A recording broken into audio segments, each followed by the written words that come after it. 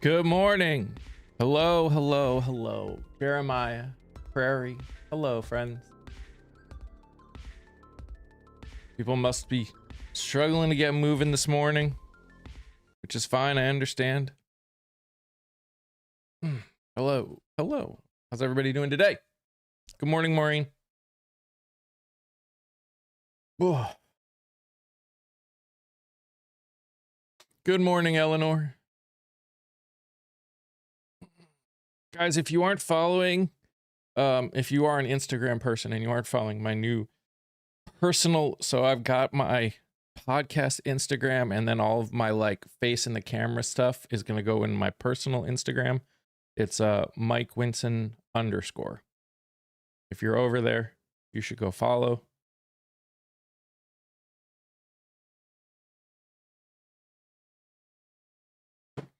Chocolate and deviled egg hangover today. It's understandable.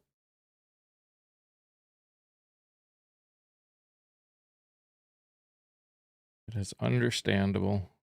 That's pretty normal, actually.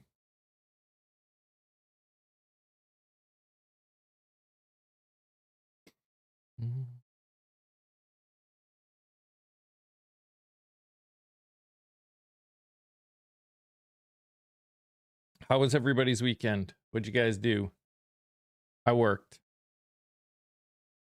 Pretty much. I pretty much worked. Good morning, Aaron. Good morning, Carla. It's Manic Monday.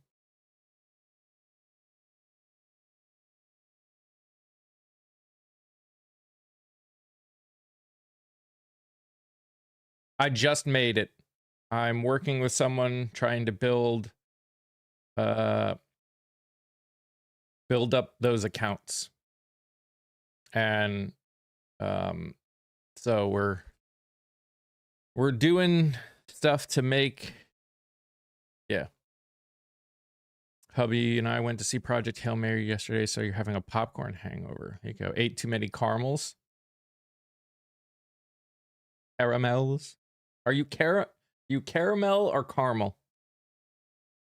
Who's a caramel and who's a caramel? 1 if you're a caramel, 2 if you're a caramel.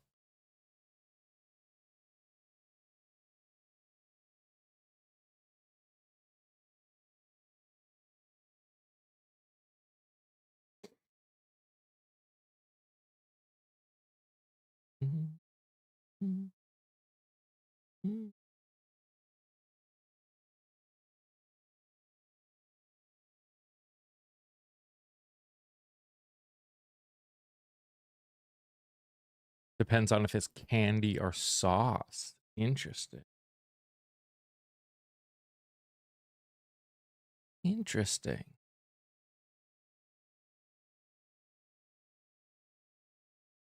I mean, I guess that makes sense. I'm like aunt or aunt, depending on who I'm talking to at that moment. See, I do both. I do caramel or caramel. It depends on the sentence that I am like my sentence at that moment. It's like aunt or aunt. I don't specifically say either. It depends on the name that goes with it. Happy power plant, Eve. Yeah.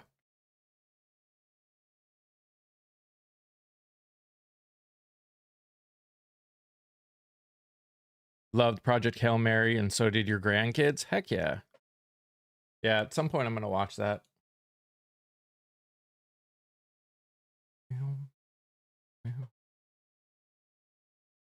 But yeah, so if you IG, make sure you go over and follow Mike Winson _. It's got my face doing this.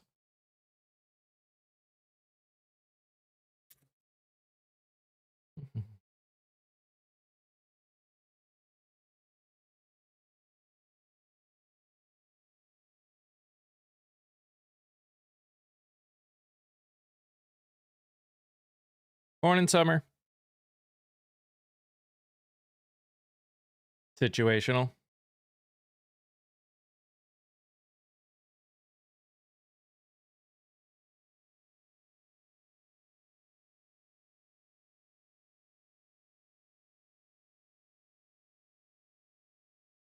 I was doing the Home Alone. Yeah, sort of. It's I took my face from that that banner thing I did for the Security Council interview.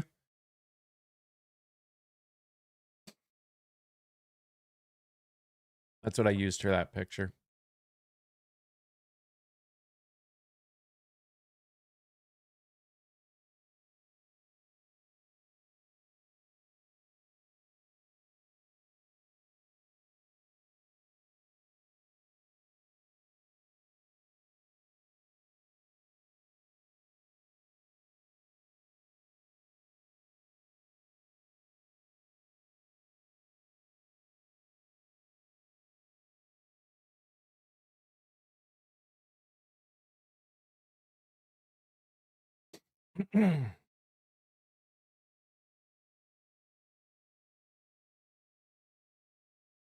I haven't heard much about Project Hail Mary, but I have heard a lot of people talk about it. Good morning, Linda. Good morning, Silver. I chopped all my hair off this weekend in a fit of rage, and F this, I'm done, just done with it. No.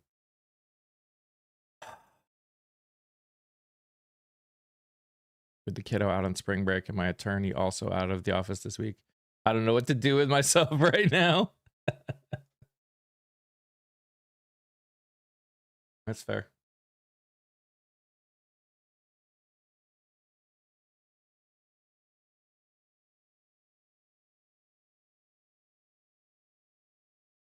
I mean, I hear you, Aaron. You are not the only person that is just done. You definitely aren't the only person that's done.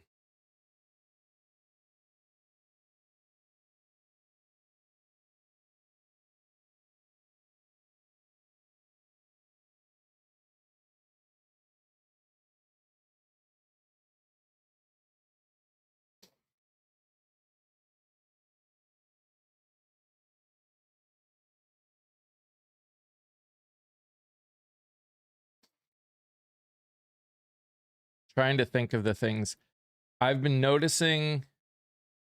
A lot of people, we're getting a lot more of the left versus center shit going on social media again, and that's been starting to piss me off. Excuse me.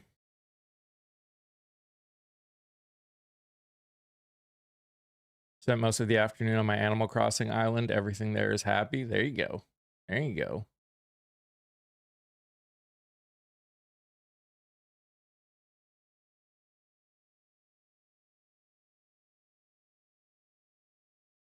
Most of the afternoon yesterday. Gotcha. I slept a good chunk of the afternoon yesterday because I was up from 4 a.m.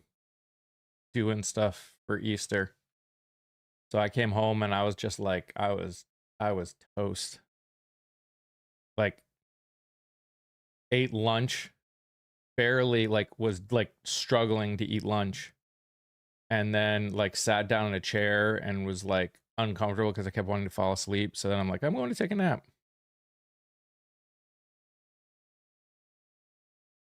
That was discussed on Meet the Press with Ro Khanna's interview. Yes, that, but other, that has become the central point, Philip, but it's happening everywhere. I'm seeing so many videos of people on the left again.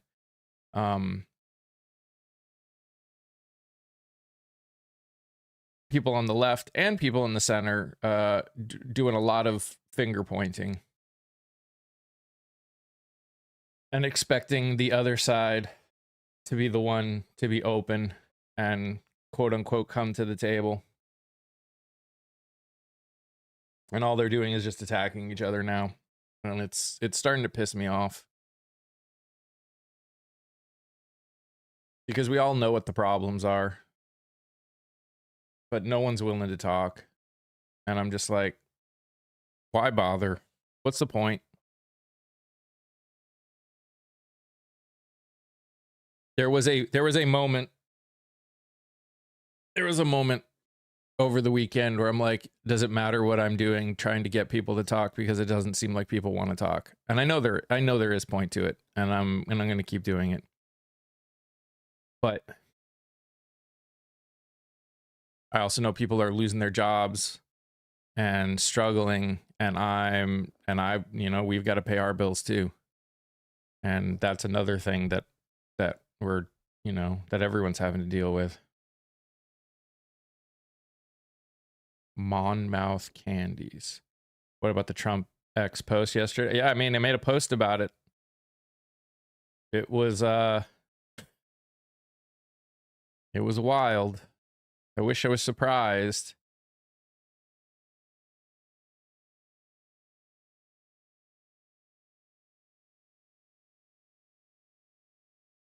I hear you, Summer. Which is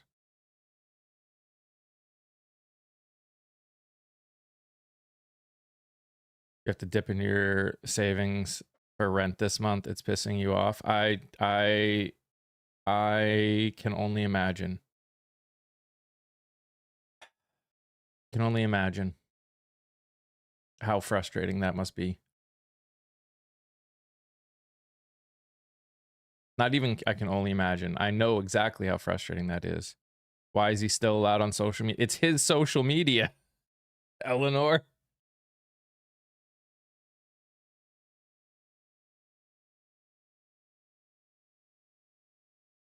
He posted more last night / this morning about targeting Muslims in the US and other stuff. Oh boy. Great. Wonderful. Robbing Peter to pay Paul is an art form, yo. Yup.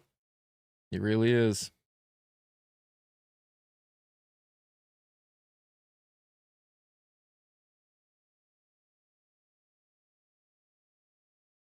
Which is why I struggle. Because it's like, people keep telling me that I need to,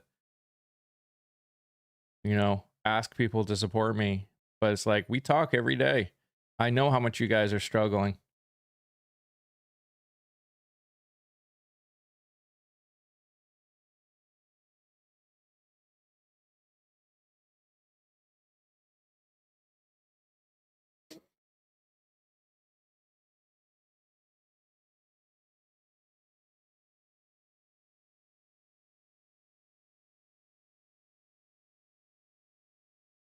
We're still waiting for my husband's unemployment to kick in, so we're living off savings.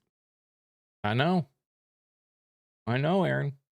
I mean, I know how supportive you have been. So I completely understand you not being able to in the way that you could.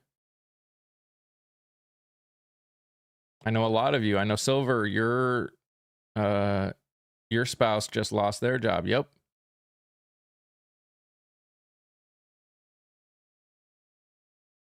I know.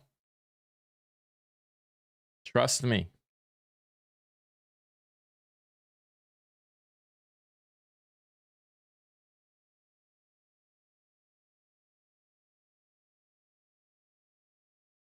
About him going to Walter Reed. Yeah, I saw some rumors about that. I don't know if it's true.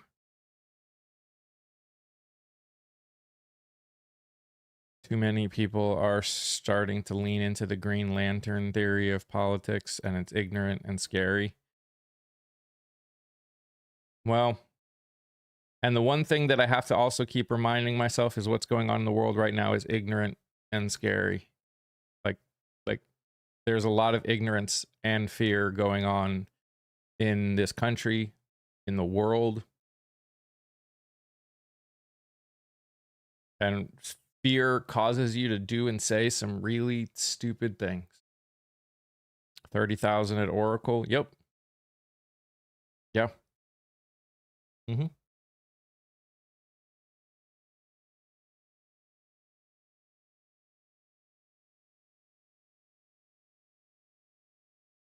I'm having the same conversation with myself about my blog. I don't have much fluff in our budget either, but you're the only subscription I have. And Summer, know how much that means to me. I know a lot of you are subscribing when and potentially giving up other things in order to make that possible.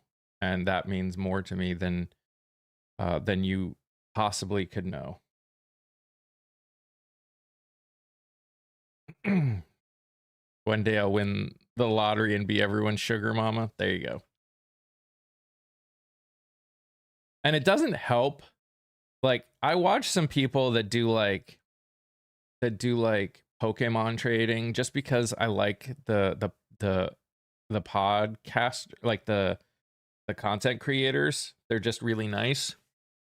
And I see people come up and they, this guy walks in with a binder that's $100,000, over $100,000 worth of One Piece cards. $100,000. And I'm just like,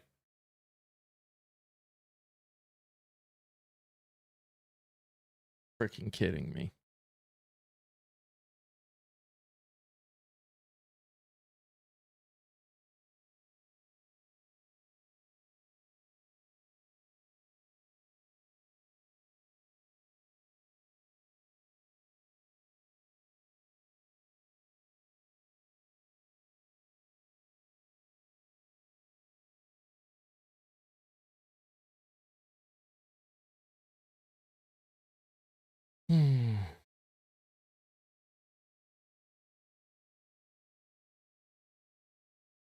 I mean, there's a lot of people over there that are turning on each other too.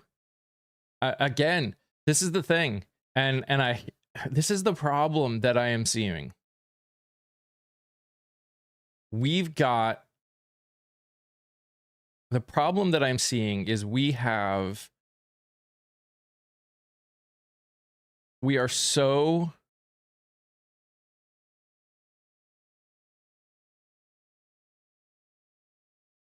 the voters as a whole are so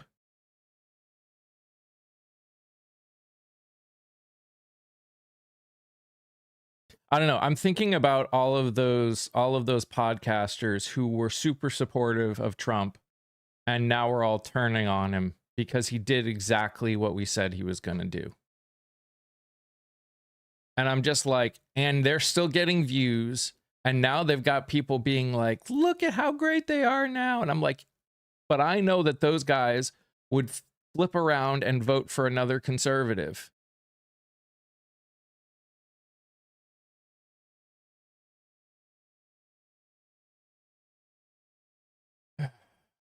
Yeah, I saw that, Philip. And now he's gutting the Forest Service. Yep.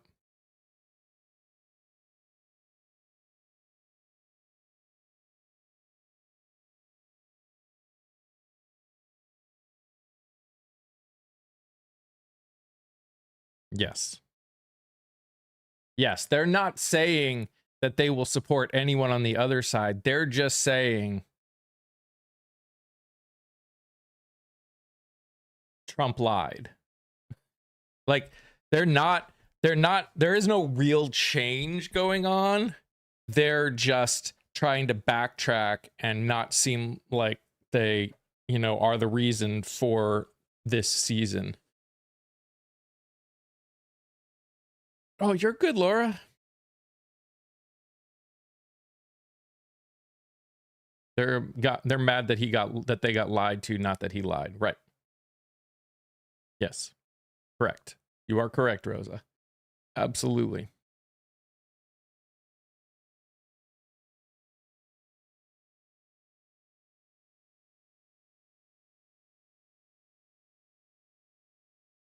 And resurrecting on Easter Sunday. I mean, it wouldn't surprise me. It wouldn't surprise me.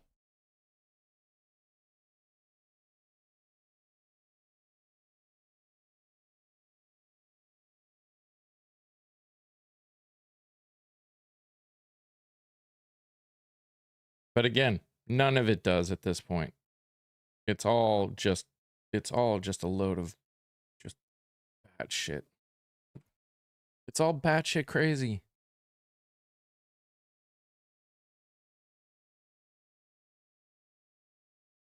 They pushed the barriers around the White House back again. Yeah.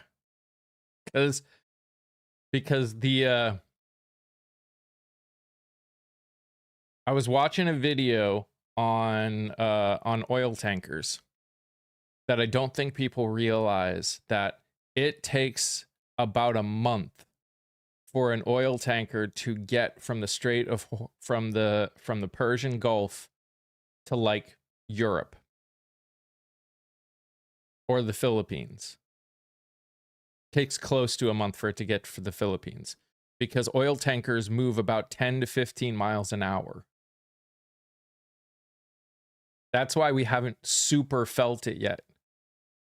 Because the oil just got, like, the last bits of oil have just reached, like, the Philippines, and the last few are going to hit Europe right now.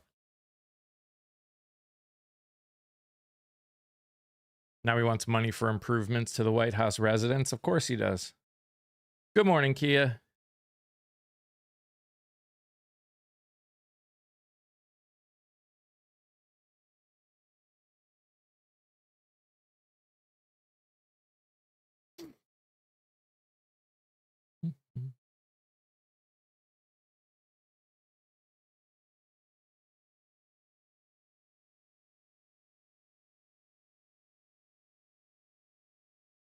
He thinks we are his piggy bank. Florida's having a gas shortage. A lot are starting to now. I'm covered in cats and fell asleep. Sorry you're late. It's all good. The DOE will have new national averages tomorrow. Can't wait to see where that goes. I work in shipping and it's caused massive spikes everywhere. Yeah. Well, the last tankers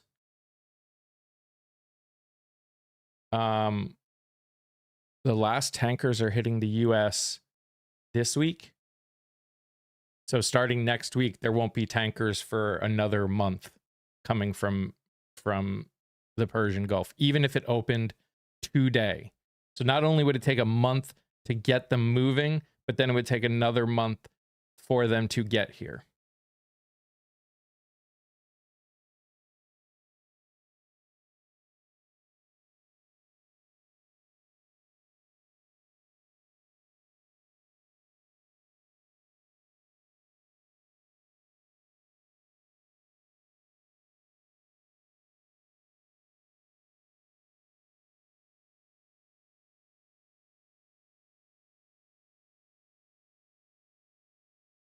Well, yeah, food,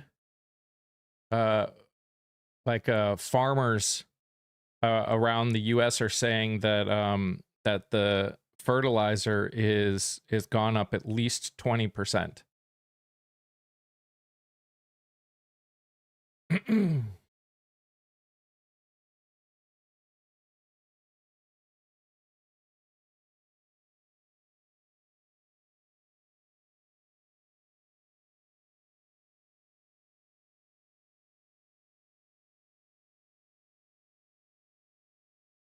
Midterms. For anyone that hasn't been watching them, I'm always going to mention it when I start live up on TikTok too, but I've made a playlist of everyone that I have interviewed so far that is in a state where there are going to be midterms or technically runoffs, because we have a couple in Texas, in the month of May. So I'm going to ask doubly, especially, I mean, even watch them again. Just make sure your sound is on or it won't get counted the same as a view. If you could watch the ones, especially in those, in those playlists, that would be amazing. The one I posted today is part of that. But I'm pretty much going to be posting videos of trying to get everyone who's got a midterm in May.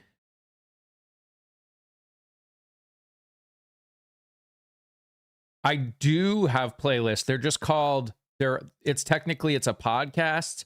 So it's a podcast playlist.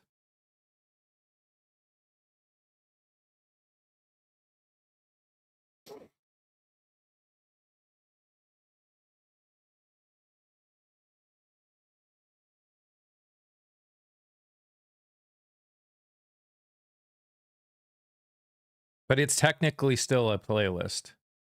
They categorize them differently.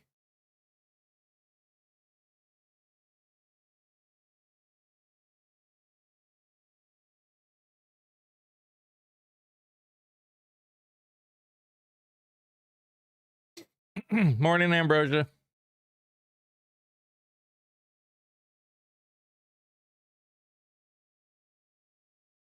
Preferably share it. I mean, there's a lot of states that are having their primaries in May. It's going to be a busy month. We've got Indiana, Ohio, Louisiana, Nebraska,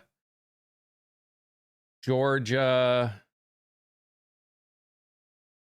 Forget what other states. Texas has their runoffs.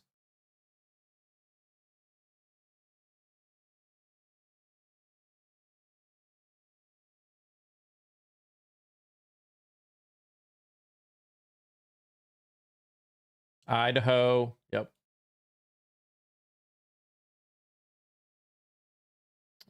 West Virginia, Alabama, Kentucky, Oregon, Pennsylvania. Those are all the May ones. And then we've got a bunch the June 2nd.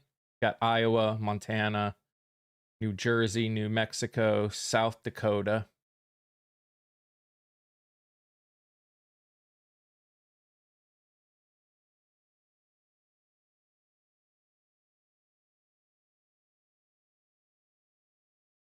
Steve Bannon's conviction was just dismissed. You know, Philip, it's in Texas. We have the runoff. Yep. Texas has got their runoff. I've interviewed a couple people. I'm going to be posting a second interview that I did with Chelsea Hockett soon. But I'm trying to get the people that haven't posted any of their stuff up yet first. But hey, Mr. Wallace. Hey, Patrick. We're also in the last 2 weeks to early vote in VA for the redistricting. Yep. Hey, Jen.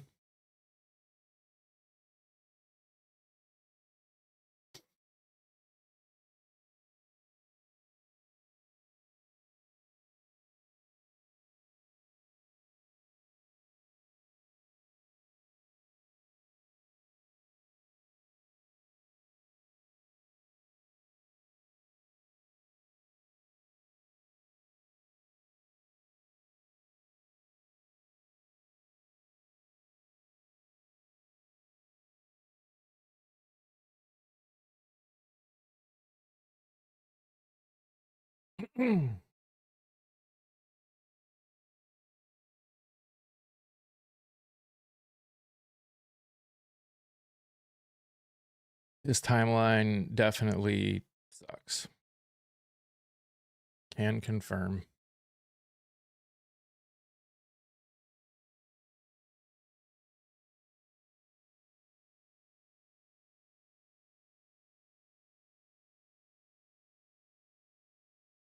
Can confirm.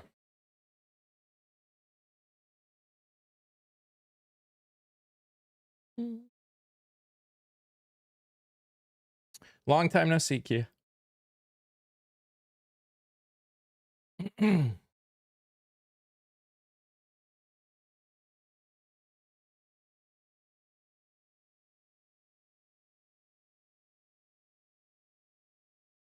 I haven't seen Cornyn's new campaign ads about Paxton. I'm sure it's hilarious because they're eating each other alive right now.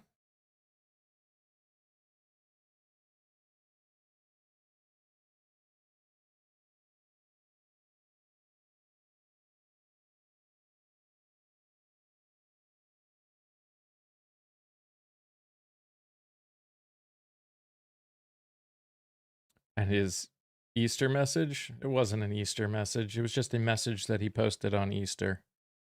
And it was gross.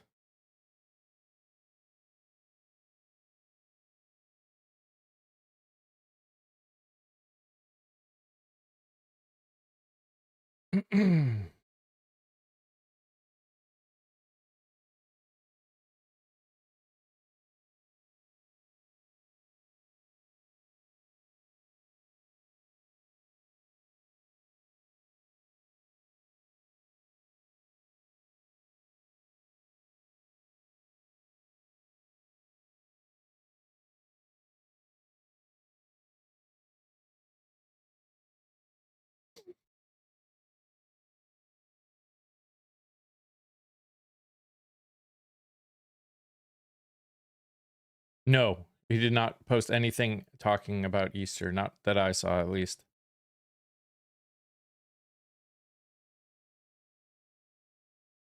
That didn't even sound like him. Things were spelled correctly and nothing was randomly capitalized. It's true. That's true. But you know, guys, tomorrow, he's serious. He's serious. He's serious about tomorrow. Even though this is the 4th time that he's made a new ultimatum.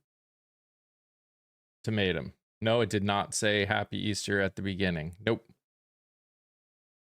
Yeah. Yeah, Wendy. He didn't even say Happy Easter. He just woke up cussing Iran out. Yep. Hey, Captain.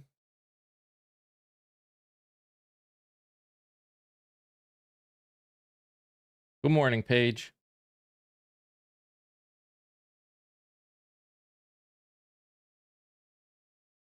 I'm just still in shock of all of the bullshit that he said. Him saying that we can't pay for childcare because we're fighting wars right now. Even though he ran on no wars. He posted the time he planned on starting tomorrow. Yep. He's trying to scare them. That's all he's doing.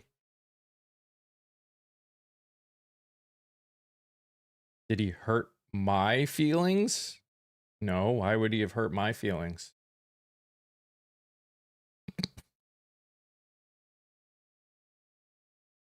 That's a dumb statement.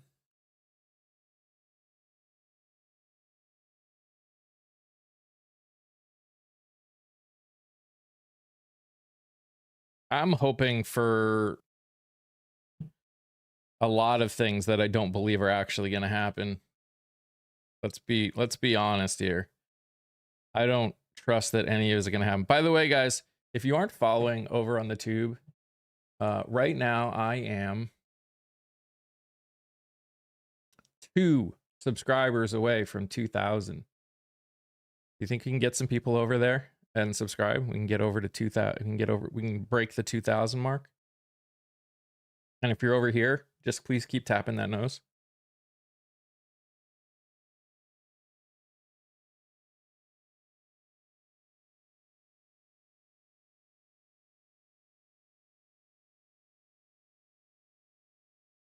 The Dow wouldn't want your. That's true. That's true. Unionized. That's true. Good morning, Kelsey. Hey, Mr. MOBA. I got out yesterday, touched grass, did something that made you happy. Heck yeah. Good morning, Lori. Yeah, the Lego videos are hilarious. Hey, Iglia. How are you guys doing? How was everyone's weekend?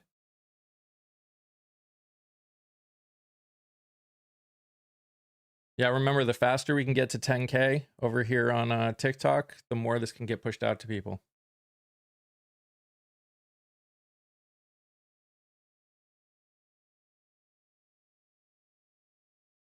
I'm sure, Paul, you think you know what you said?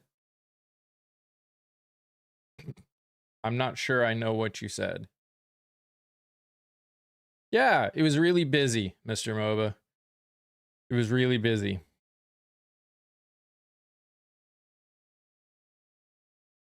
Chopped a few cords of wood. Nice.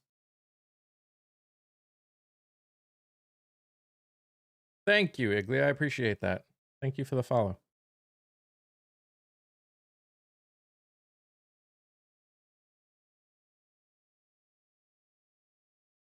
My wife is headed out to camp in Appalachia soon, so helped her pack. Nice.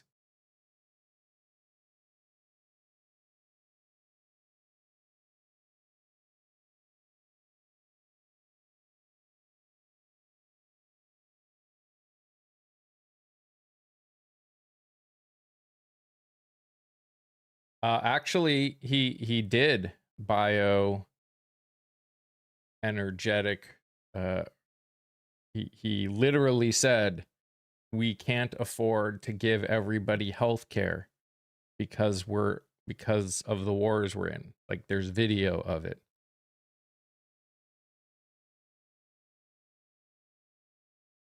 My weekend was good, Dennis.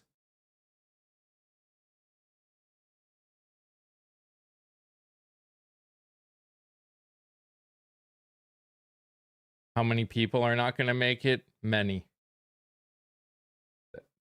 Daycare is childcare. That's the same thing.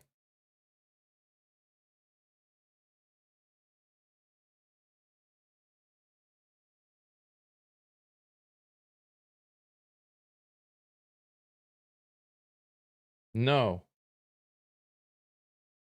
Childcare. Says it right there. Hey, Siberio. Hey, Lori.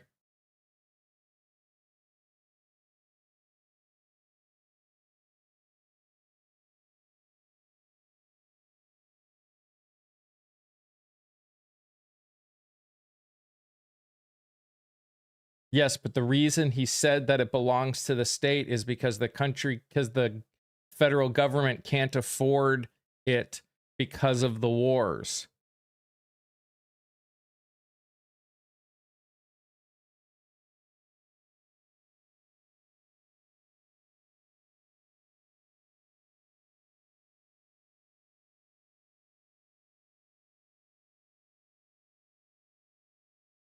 That's why he's trying to push it onto the states. We can't afford it, period. Of course we can.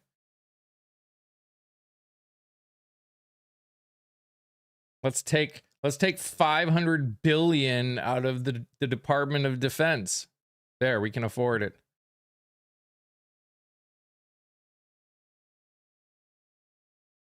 Of course. He's saying all that because he doesn't want to use that money on the people. He needs to pay for the wars.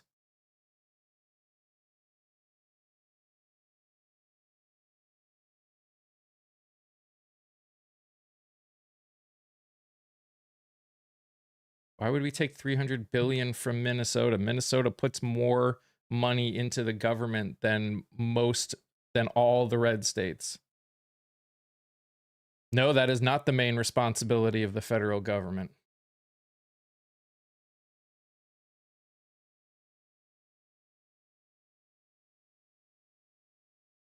That is a responsibility of the federal government, but is not the main responsibility of the federal government.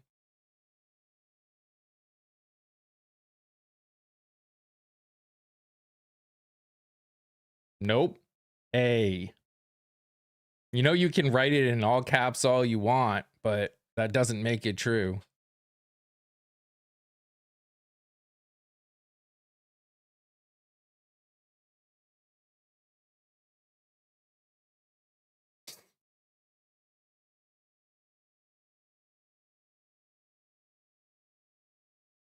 All right, bioenergetic.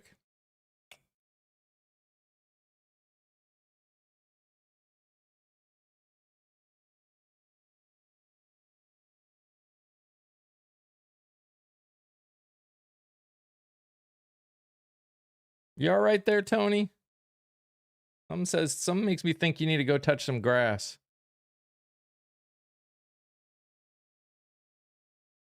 Yeah, he said we got to fight wars. He said we got to fight wars. That's right, Wendy. That is what he said.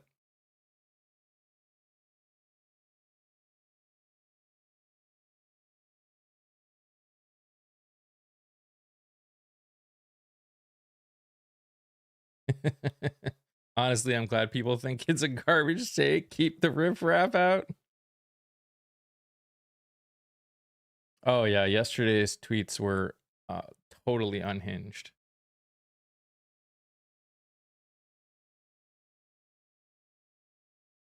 rob our tax. They're not robbing our tax dollars. We're paying taxes.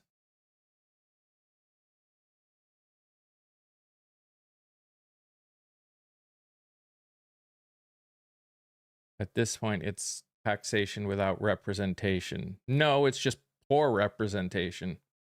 They're representing people, just not doing good at it. Why should taxpayers pay money for that? It's part of living in a society. You want to change it, then start actually paying attention.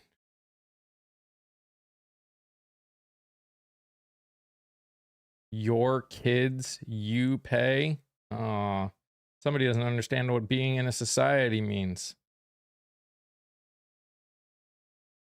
That's got to be rough.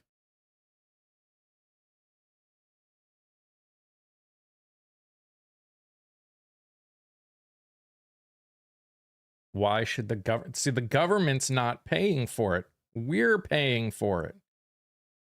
And I think it is incumbent on society to help it be possible for children to be taken care of, especially if we're not willing to give things like cost of living raises.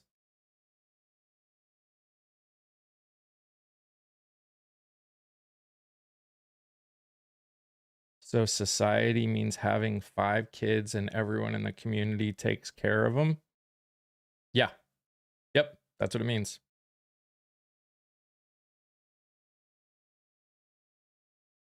You don't know what socialism means.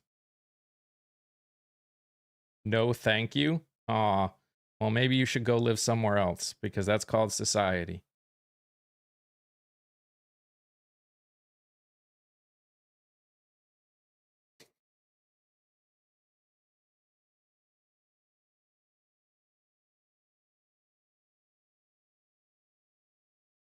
You want women to have children, you have to give them space within society to do so. Yep.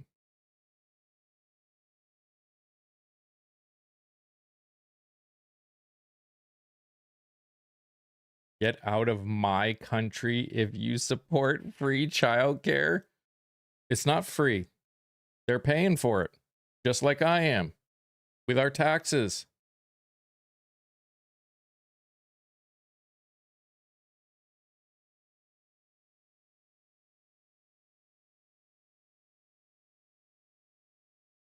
What does childcare have to do with war? Money.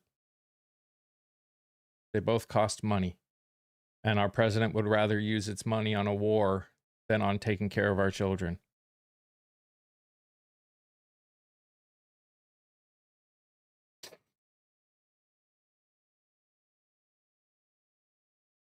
I would much rather my taxes go to childcare than paying for military. Yep. The childcare isn't the government's job. The ability for people to pay for childcare, if they're making a society where you can't survive without 2 incomes, it then becomes their job.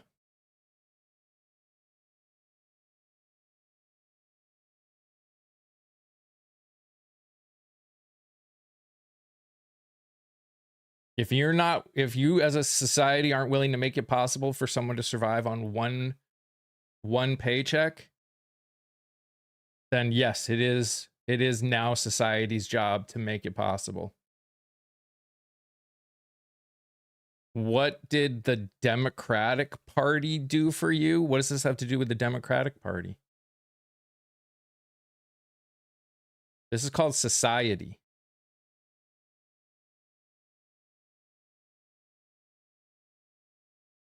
And if we're being straight, the Democratic Party has done a lot more for me than the Republican Party has. Never their job. That's Dems' agenda. It's the state's job per the Constitution. No, nowhere in the Constitution does it say it's the state's job to care for children.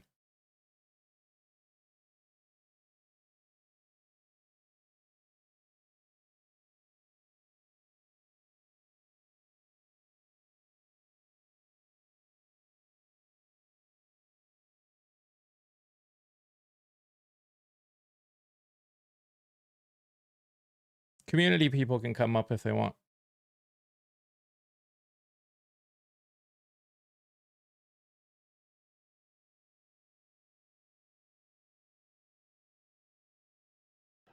It's fun Oh, today. where did you get these fuckers at? Oh my god. It's the states. The state what? Government. It's still fucking part of the government. You want people to have babies? You want people to have kids? Y'all are so fucking pro-life. About all of y'all people that I have muted already are screaming, I'm pro-life, I'm pro-life. But you don't give a flying fuck about the kids once they're here, right? Is that how it goes? We don't want to feed them. We don't want to make sure they're educated. We don't want to make sure they have health care. We don't want to make sure they have child care so their parents can work. Oh my God. And again, if you cannot survive in society on one paycheck, which you can't for anyone, any young person growing up, not someone who was buying into the economy like after the Great Recession. Now, if it is not possible to have a living wage on just one income, so you need two, then it is the government's job to make it possible, you know, to make childcare a thing. You know, one of the things that I heard a lot this weekend, and I'm totally in agreement. Like these people that say shit about, you know, childcare and all this stuff not being. Why do you think there's not more people on their side? Why do you think nothing has happened because of the e-files? Why haven't anybody? Why hasn't anybody been held accountable yet? Because these people are okay with the shit that they do. You scream, like folks scream. That's why like the whole AB stuff is just bullshit. It is not about caring for children, because if you cared for children, you would care about more about them when they're actually living, breathing children on this planet, because they are not children inside of somebody's body. That's not what they are. Guys, we're all on the same team. I see everyone getting worked up again. Yeah, let's not be rude, period. If you're on our side or not, we don't do rude. Let's not talking about people chugging on anything. How about we don't do that in this space, period.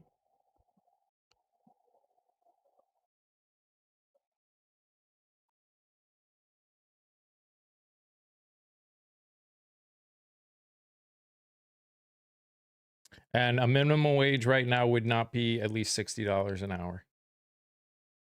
It's been talked about a myriad of times.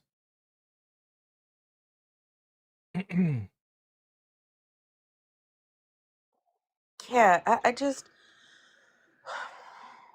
and like I said in my comments, and maybe people are taking it too literally. Did you see his Easter message? Whether or not it was about Jesus and love and all that stuff, did you see his Easter message?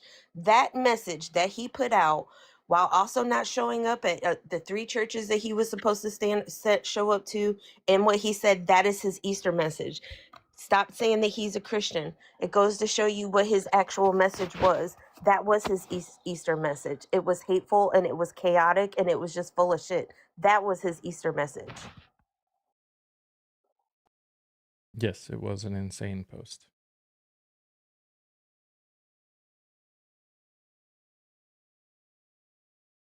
It's like we want people to go out here and work.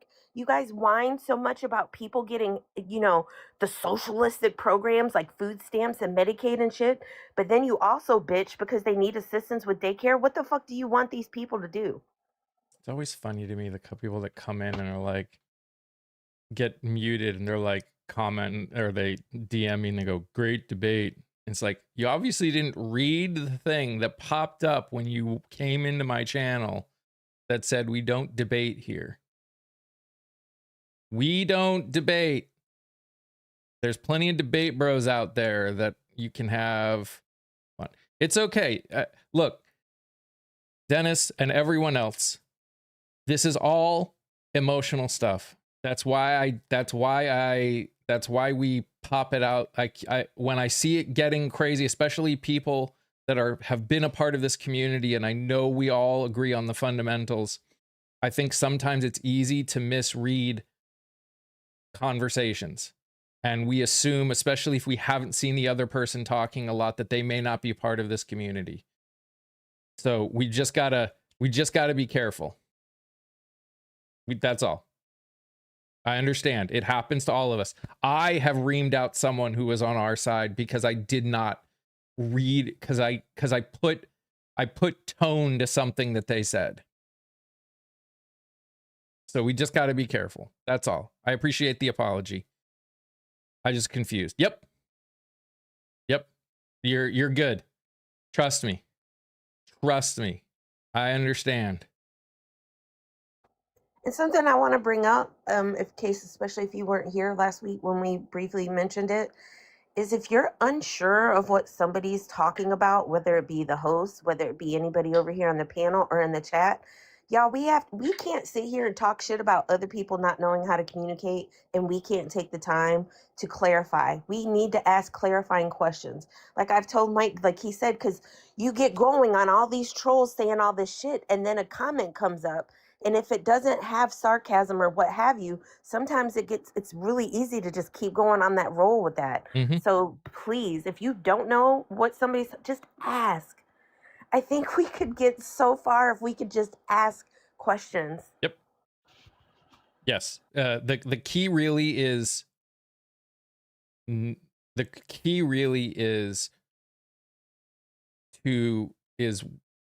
if you read something, let's clarify. And again, understand that most of the people here were on the same team. We're on the same team. We're all our goal everywhere is to fix this bullshit. And it looks like the trolls are starting to disappear. So that will help a little bit. Yeah, because, unfortunately, tone, as many things as this app can do, tone and technology can do, tone is still not something that can be implied easily when it comes to reading. Nethermute, how to get us to answer the questions for us to see it. I'm guessing that your question got filtered. I am open to answering any question. Doesn't mean I always will, but if I don't see it, I definitely cannot answer it. And I did not see anything written by you. So my guess is this app filtered it.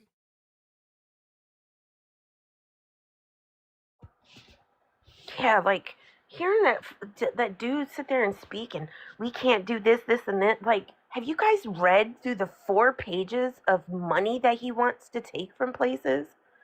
Like, I don't think people are understanding. Like, there's something I saw on WREL this weekend I didn't even think about, when it comes to schools and education and funding. For a long time, Wake County, where Raleigh, North Carolina is, was growing by leaps and bounds. They constantly had to keep building schools. But now, you know what's happened? Because the birth rate has decreased and is so low, it's not feeling like it was before. So now they're getting ready to start having to make cuts just because there's not all these new kids coming in. There's not all these new kids being born. Because be for real, if we can afford to give fucking incentives, tax breaks, and socialist programs to people who have multiple commas, multiple digits behind their worth, their bank accounts, or anything else, how the fuck are we sitting here saying that we can't afford to help people pay for daycare for their kids? Why are you guys not upset about that part? Why are you not pissed off that the government continues, especially under GOP leadership, to continue to do things that are going to take away all these programs from our children, from our grandparents, from our seniors, from our vets, from all of you, from all of us? The tax money comes from us. The government does not give us tax money. That's our fucking money. That's our money. Oh, and another mute. I apologize for misunderstanding. To answer your question, how do you get them trolls to answer? It partially depends on what they are. If they are hey Mad Dog, if they are a bot, they won't really answer. And depending on what kind of a troll they are, they're not here for conversation. So we only do conversation here. Why should others take responsibility from the parents? They're not.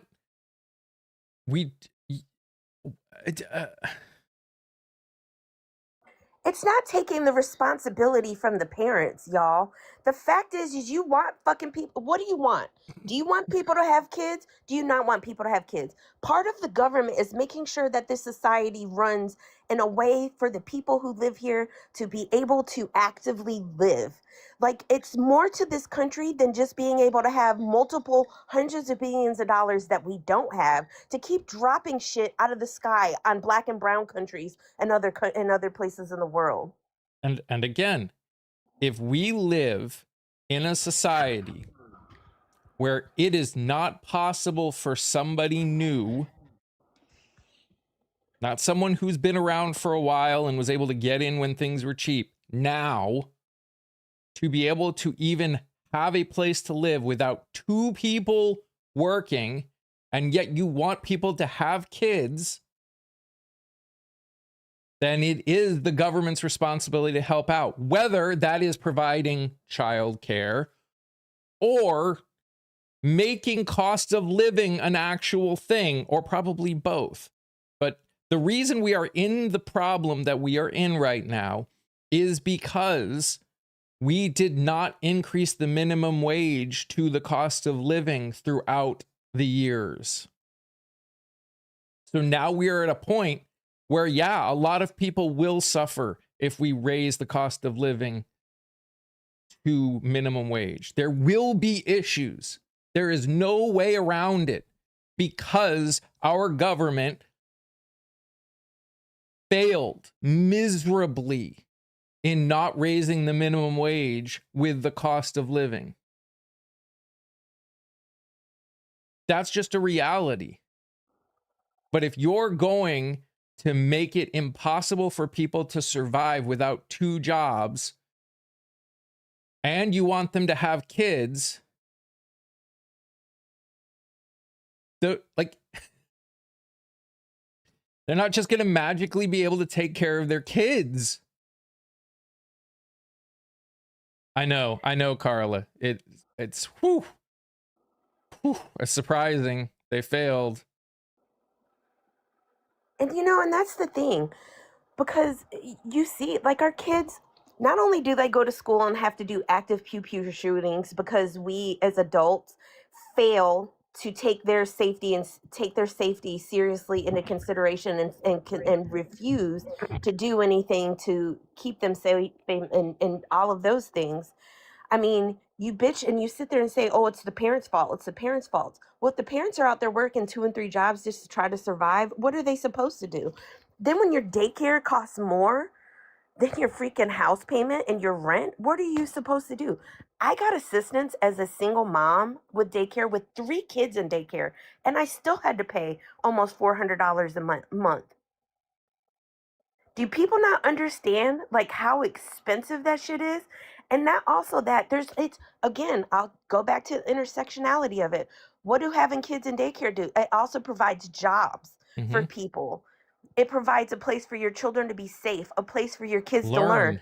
Whoever is against, I'm sorry. I think there's something seriously fucking wrong with you, and that's why I will block or mute. Not block. I will mute every single comment I see talking about the responsibility being on the parents or anything like that, because get your head out the damn sand. And again, that money that the government spends is tax money. I guarantee, Kevin, somebody helped pay for yours. Hey, Kevin, how are you? How are y'all doing today? Oh, another day in paradise. I got one I'd like to bring up for this one here. First off, long time no see. I hope y'all doing well. I don't like to get into everything, get all heated up before I say how you doing. I'll tell you one. So, like, me and my wife were never having kids, right?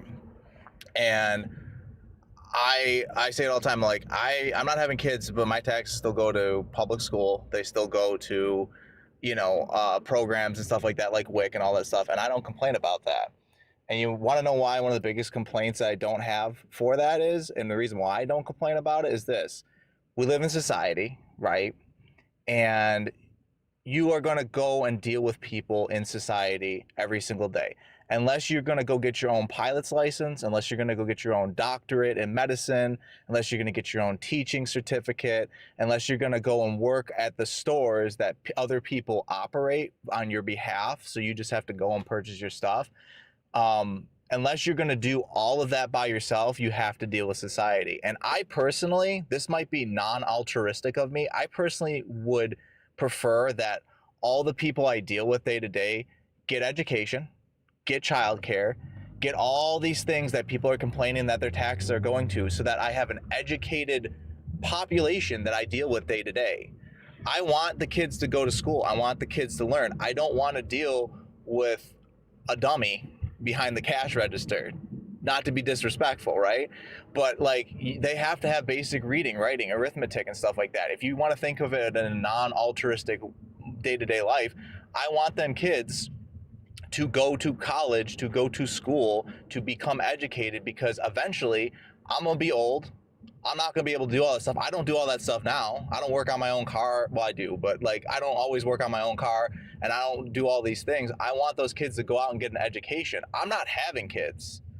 So my money and taxes going to these kids to teach them to grow up benefits every part of my society and every part of my life as a result of that.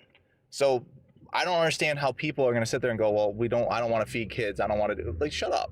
You crazy. You know? Yeah. I want to say a couple of things real quick. One, as it stands right now, we are one subscription away over on the tube from hitting 2,000. So if you aren't subscribed over there, please do. I'm posting literally daily over there, people that are running across the country. Also, and even more important, so May, there are a bunch of primaries happening. So I've created a playlist of all the interviews that I've done of people that are running whose primaries are in May. Please go watch those. Watch them all, but if you're going to watch any, especially, please watch the ones that are in that playlist, because those are the people that are running against people that need to get through the primaries. And that's like places like Indiana, Ohio, Kentucky, Idaho, Texas has their runoffs, so I've got a couple of people in there, Oregon, and many more states. So please go watch those. It's very important. Also, for anyone that follows me over on IG, which isn't a ton of people right now, but for anyone that does follow me over there, if you don't, please follow. But also know that I've got a podcast account and now a personal one. So the podcast one is going to have clips of episodes that go up every single day, and then the personal one's going to have all the other videos that I make where it's just my face. It's more stuff that I'm talking about and thinking about. So there's Breaking the Metapod is the podcast one, and then there's just Mike Winson _ at Mike Winson _. So if you could follow both of those, that would be really helpful. We're trying to grow. We're trying to make this into something pretty cool. And unfortunately, and I know money's tight. We were talking about it this morning. Money's tight for everybody right now.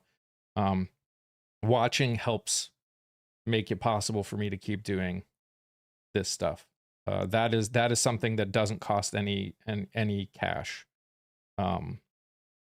Obviously, anyone that can afford to financially support is extremely appreciated, but you can just watch. And just to go on piggyback on what Mike was saying as far as the watching, and he was talking earlier about the volume, make sure you don't mute the Tube of You videos when you're watching them. You can turn your volume down, but don't mute them. Like on the speaker on the box of the player, he doesn't get credit for the views. Correct. That way. So you can turn it down, or you could do like I do. I listen while I'm driving. Like when I take my son to work, so 4 days a week, I listen to as many as I can on my way there and on my way back. And just to let you know, Kelly, if you're still here, if you can hear my voice, anybody that comes in here and tries to tell people not to vote or to stay home, you're automatically muted. Obviously, you're not paying, you don't know what the host does, all the hard work, all the time, effort, and energy that people have put into making sure people get out to vote. I don't give a fuck what your reason is. I don't care how nice you try to say it, how pretty you try to wrap it up in words. If you start talking about people not voting or anything like that in here, you are not welcome to speak in this space. Period. Totally agree.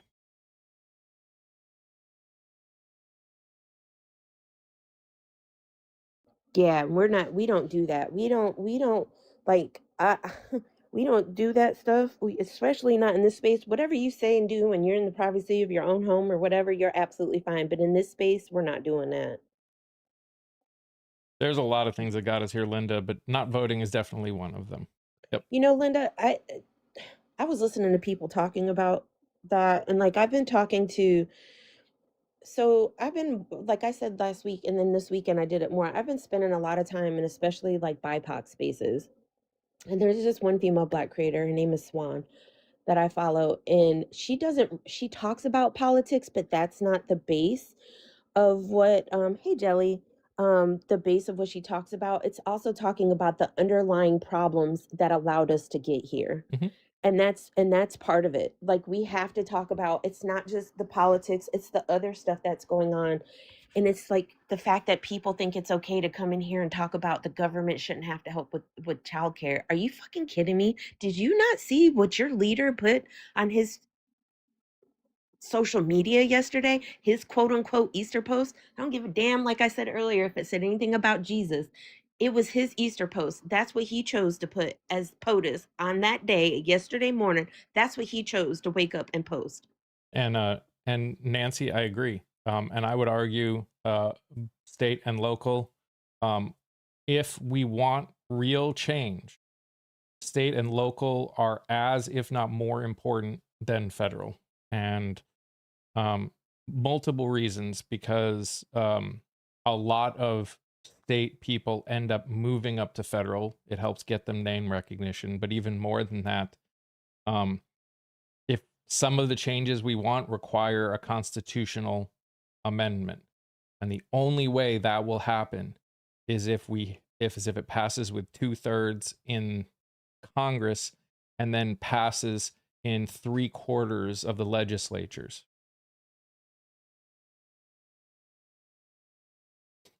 If that was any other president who made that post, everyone would be up in arms. Truth. That's true, Crystal. Exactly. And that's the thing. It's like this it's almost become like, what'd you say? I said I saw that and I had to do a double take because at first I was like,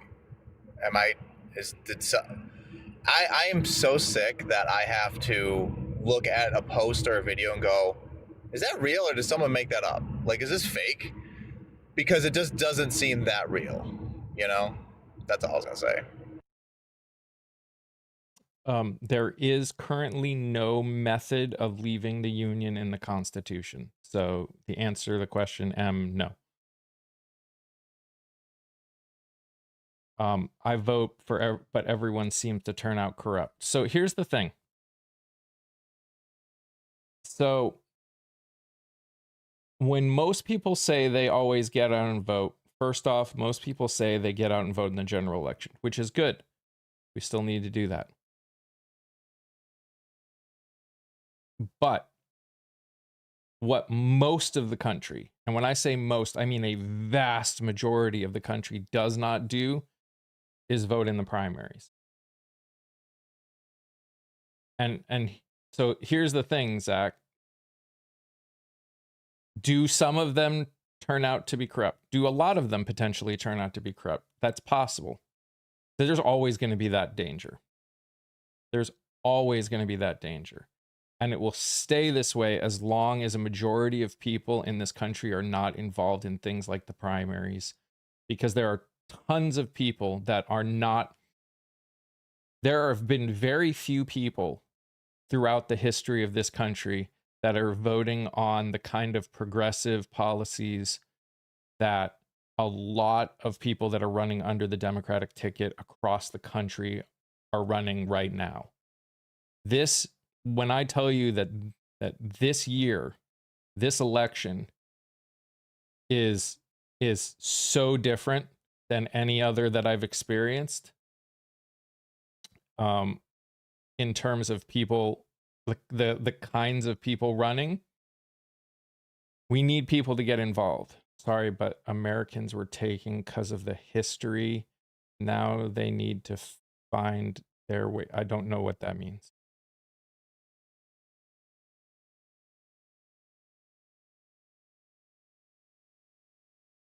Not only that, voting voting locally and state level is, to me, almost if not more important than voting federally, because those people locally, they're the ones that literally have their hands in the stuff that affect your everyday life.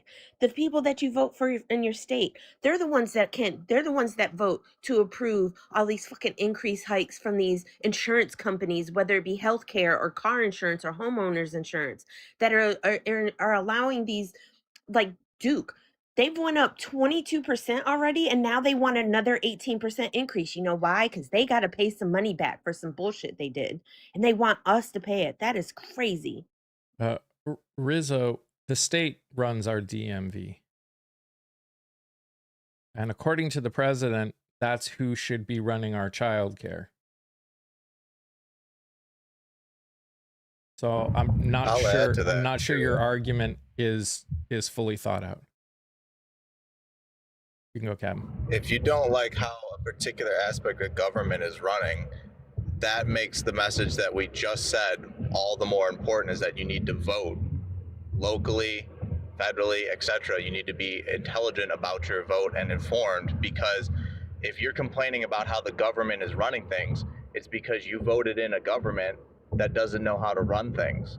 So being educated, talking, and conversing allows you to get the people in who would not run, as you say, those particular policies in a poor and negative way. Makes what we just said even more relevant than before. And can't really hear you. Oh, sorry. And so again, there's still government. You're right, there's still government. But you know what? A childcare place can be corrupt. Parents can be corrupt. Everyone has the capability of being corrupt. The fact that the possibility of corruption is a reason to not do something is literally just trying to justify being an asshole. And then fine, then no federal taxes, move money and responsibilities to the state. Why is the state any better? Again, if our society as a whole is not going to make it possible for people to be able to survive without 2 paychecks, then it is incumbent on the government, federal, to help make that a reality. Now, again, if you want to make pay be an actual cost of living, then we can have a different conversation. But as long as it is the way right now, that's the only way we can make it happen. That's the only way. Because as it stands right now, only the ultra wealthy are able to do these things. Or people are pretty much going on second mortgages just to be able to take care of their kids and pay their bills. Or one parent is not able to work because people are having to drop out of the workforce because they can't. That's crazy. When staying at home allows you to have more money than actually working and paying daycare. So many people I've seen have become stay-at-home moms, not because or stay-at-home dads, not because that's what they wanted to do, but because it ended up. And that's crazy to sit there and say, well, get a better job to be able to have your kids and take care of them. Well, what the fuck? And again, I am totally open to having conversations about where our tax money should go. That's something we should be talking about anyways. My current issue is the statements by our commander-in-chief saying We can't afford to help American citizens with daycare and childcare because of the wars we are fighting. Even though this man ran on no new wars, he's saying it. And he's He said it wanting out loud. $400 billion more to be paying for this. We spent the amount of money we could have spent on affording childcare on one jet plane that went down. $100 million. The autocorrect is your bane. I'm sorry, subtle. I think it got filtered anyways, so we actually didn't see it. I'm not sure what your autocorrect said, but And Cap, from what you said earlier, you know, and that's the whole thing about it. Like, if you lived on your own private island where you were not connected to anything, then sure, you can make up whatever, you know, do however you want to. You want to work, you don't want to work, you want to just let your kids run amok on your little private island, that's fine. But when you're a part of a society and you have a government, especially when they mismanage so fucking poorly that they have to spend millions of dollars on seafood and put out and bullshit like pianos and stuff. Did you think about the money, what that money for that fucking piano could have done?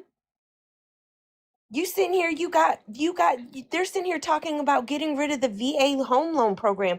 Do people not understand that is putting like 90,000 vets at risk of losing their home and becoming homeless? yeah. Is there any other way to convey the message to the real policymakers with power, i.e. like memo, etc.? So here's the thing, and we've talked about this before. The whole purpose of voting is supposed to be accountability. If your representatives aren't doing what you want them to do, voting gives you the ability to get in new representatives. That is how we are supposed to be holding our politicians accountable. What it has turned into, and the reason that we are at the point we're at is because as a whole, Americans have chosen to not get involved in politics. The idea of I don't do politics is huge. I changed my name on the Purple app to the podcast name, and I lost like 15 followers almost instantly because they found out what I was changing my stuff to in general. There's just this large group of people that don't realize that their entire life is politics, whether they like it or not, because it's stressful, and I get that. But what has happened that has gotten us to where we are at is if you are an incumbent, you win in the primaries 95% of the time, 99. It's some ridiculously high number. All you have to be is the incumbent.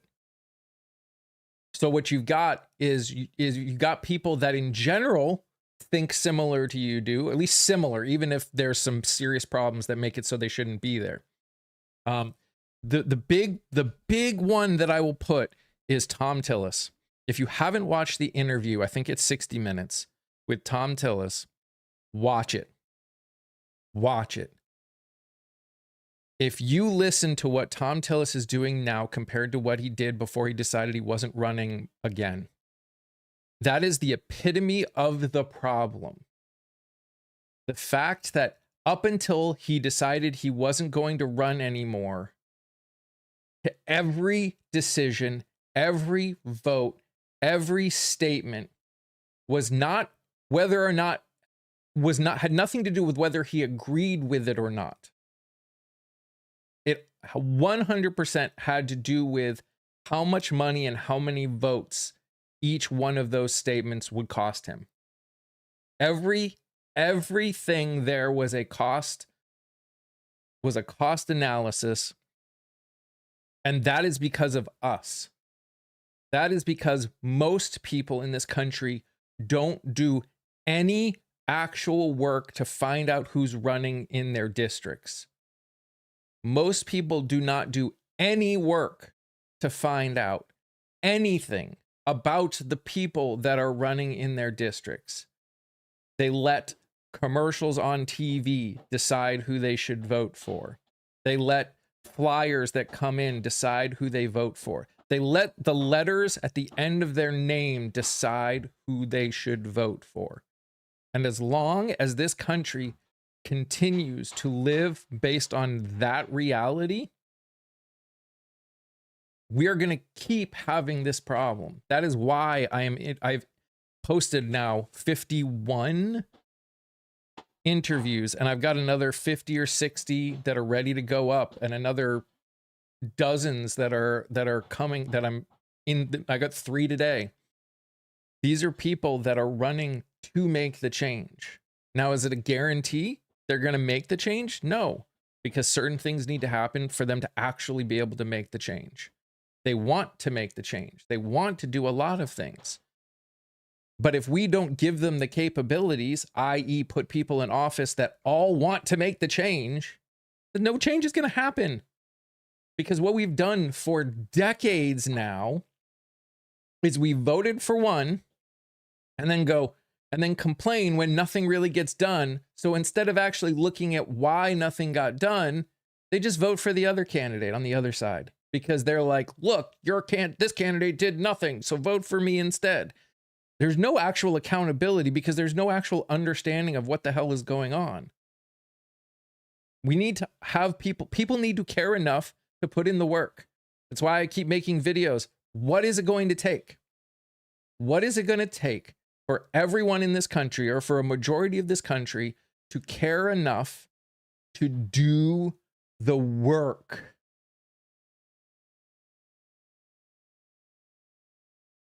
So, Nancy, here's the thing. I think in this current society, I think Democrat is the only option. But in the end, it's about what they stand for. What do you stand for? What is your fundamental? What is your fundamental? For me, there is always going to, and primaries are where you vote for what kind of a society you want. General is where you vote for the person that aligns with your fundamentals. Because those are that's all we got in the end. You look at this entire country. I guarantee the percentage of this country that agrees with you on everything that you believe, whatever that may look like, is in the single digits.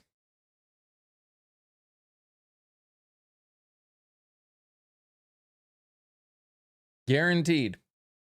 It's in the single digits. But in the end, what should matter and what matters in this coalition is that everyone that is a part of this community agrees on the fundamentals. So even when we get upset at each other because of whatever reason, we need to be willing and able to fall back on that. That doesn't mean it doesn't mean forgive and forget sometimes, depending on what we're talking about. But as a whole, even when Kia gets annoyed at me, or I get annoyed at Kia, or same whatever happens with Captain, I know Kia and I have gotten annoyed at each other. That's why I use that one. We still can fall back on the fact that we align on the fundamentals, and that is the ultimate goal. Kia knows that I'm willing to learn. I know Kia is willing to learn and listen. That if you can't have any of that, I have watched a lot of Todd Stormer.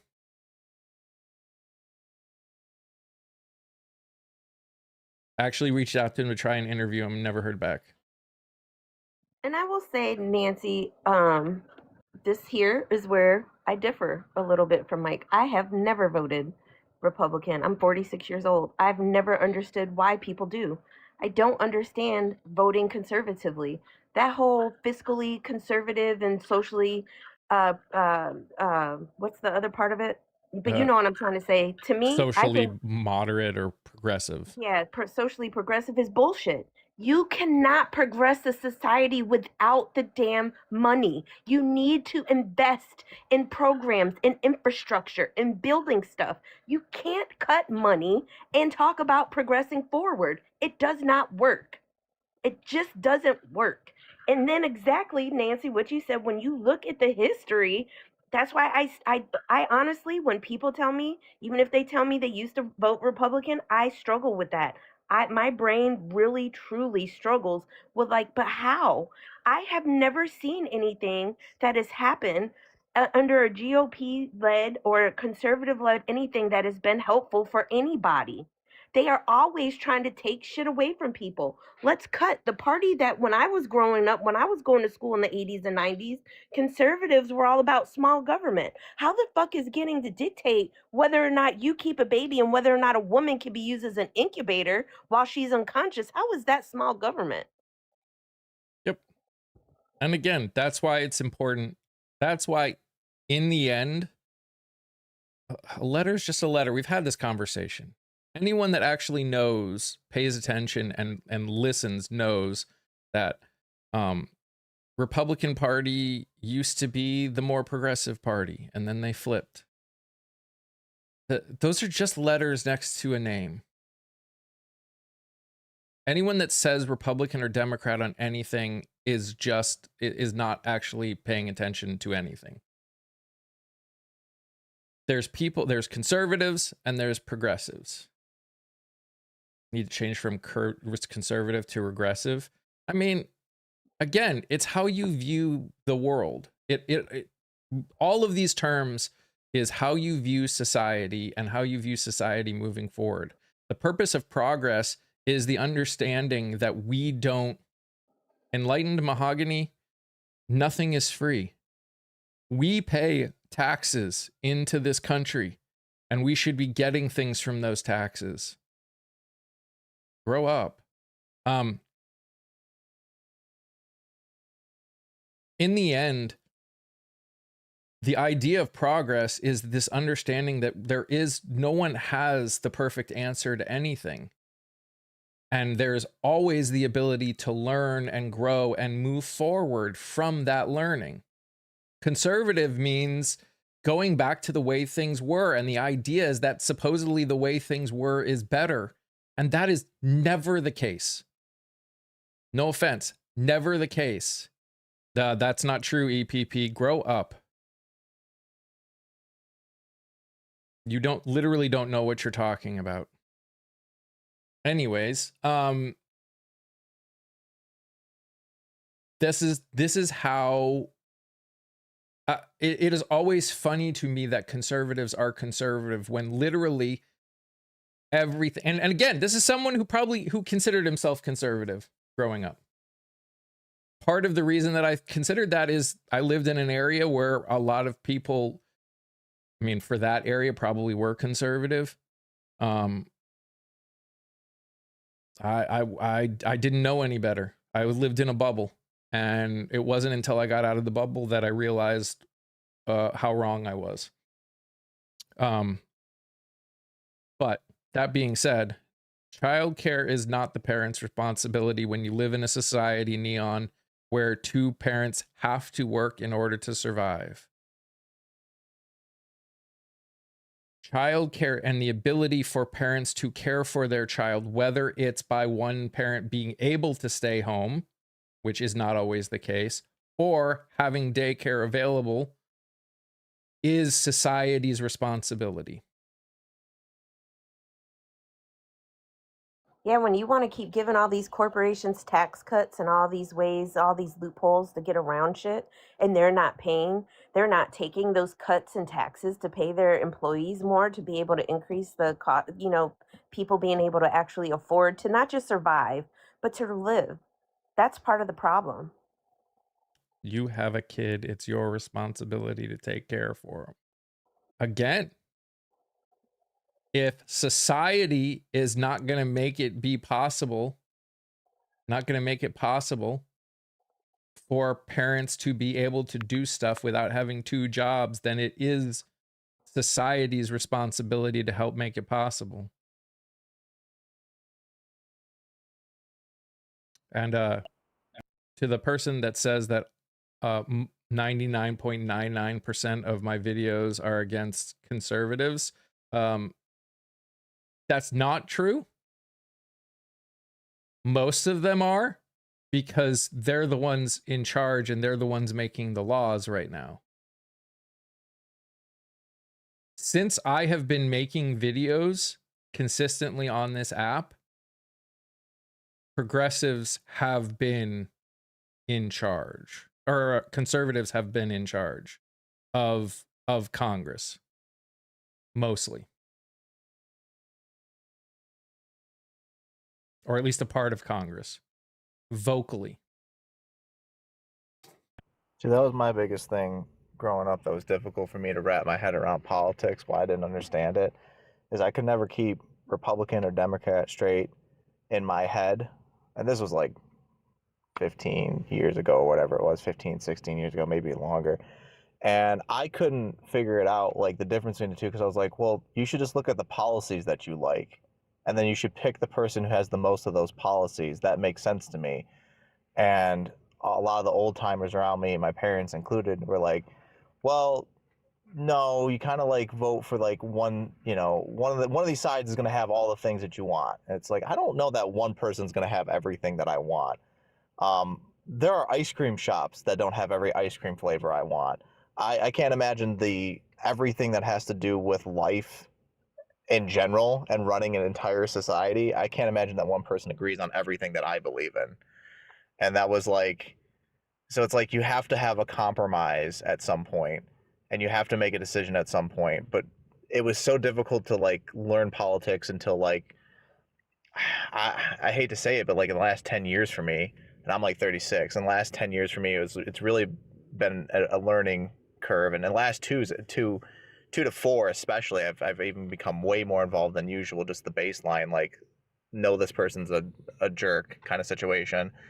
And that's been like the biggest like hurdle for me, is like still getting out of that mentality of like, why it's a policy thing. It's a policy thing, and it should be a policy thing, but we're stuck in this system of this two-party system that we've created, and it's going to be a long road out of that, because you have to, like we've said and many times before, build from the local level of people that you trust in your immediate group, and then build that up into the larger group, which is, the state and federal government at that point in time.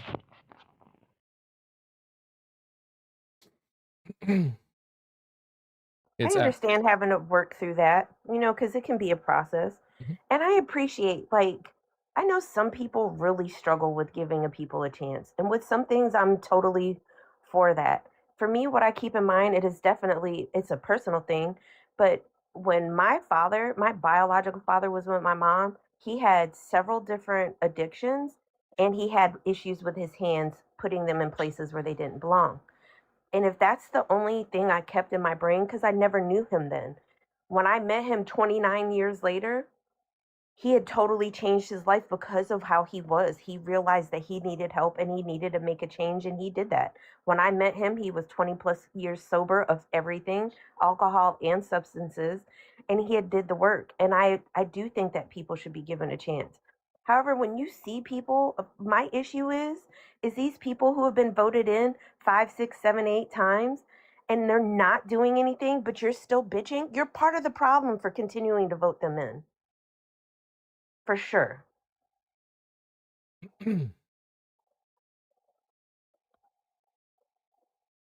But and I agree with Spiker Trash. You're right. We're not always going to get everything you want, but whenever you're in a country where we're trying to grow, for us to quote unquote be the greatest country in this world, why are we so far behind, and why do we rank so poorly on so much stuff? Because we're steadily sitting there trying to take shit away from people that some people don't think you should have. You try to take away that you don't think certain kinds of people should exist. You try to take away the fact you don't like the fact of who people want to marry and who they want to love and how they want to raise their family. That's a problem. That is a problem. Yeah, and to spin off from that, most of the time, that's the only reason what it is. Because, just for example, like we were talking about the childcare issue in this country, if you truly care about taxes, economic development, fiscal responsibility, like if you are actually a fiscally responsive conservative, you would be for universal access to childcare. I mean, not only caring for children just in general and families, but universal access to childcare increases economic development. It increases tax revenue because of that economic development. Um, And it also decreases the need and use for things like Medicaid. And um, it shows a lot of problems when it comes to childhood development start decreasing. So you have less mental health issues, less childhood development issues because of early access to interventions and professional childcare development. and So overall, the net benefit is positive to the economy. mhm. And And the only reason I can think is just what Kia said, because you just don't want those people to have that. um, Eric over on the tube side, you say you live in Virginia and you do know about the 50 new taxes. You obviously don't. If you did, you would know that there were 50 different tax proposals that were put forth and now have to go through committee and everything else. No taxes have been signed into law. A bunch of people in the legislature put forth a bunch of different tax proposals to help fund things that they want to do in Virginia. Nobody in the legislature believes that all 50 were going to go through. Some of them probably counter each other. That's how you work on a budget. So don't come in here and pretend you know what the hell you're talking about and then show you don't know what the hell you're talking about. Please. And not only that, I mod on both sides in case you guys didn't know. So don't think if you get muted over here that you're going to go over to the other side and that you're going to just get to talk and say whatever you want to say. It doesn't work that way.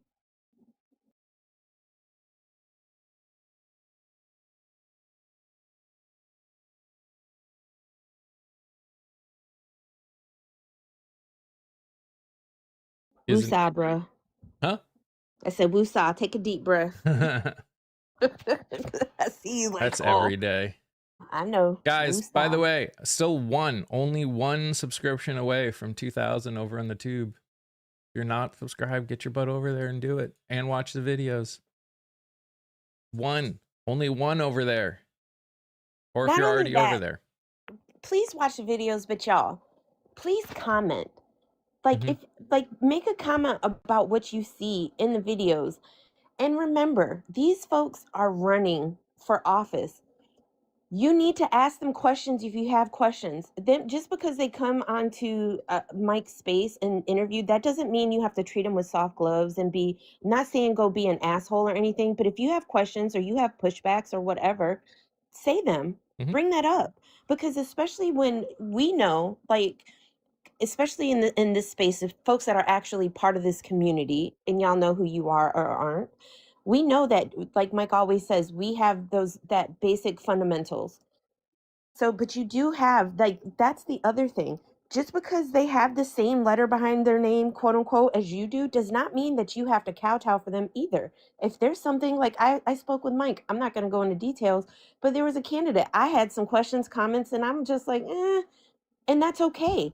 That's what they're supposed to have. They're Mhm. supposed to be able, and if they can't deal with people like asking them questioning, pushing back on what they say with them, agree with them, then I don't think they should be running. I don't give a damn how nice or friendly that they are. If they can't handle pushback, they don't get to represent us because we need people that are going to be willing to fight. And if you can't handle some pushback, critical comments or what have you, then you don't need to be in that space. Thank you, Hannah. I just want to see the number. I believe you.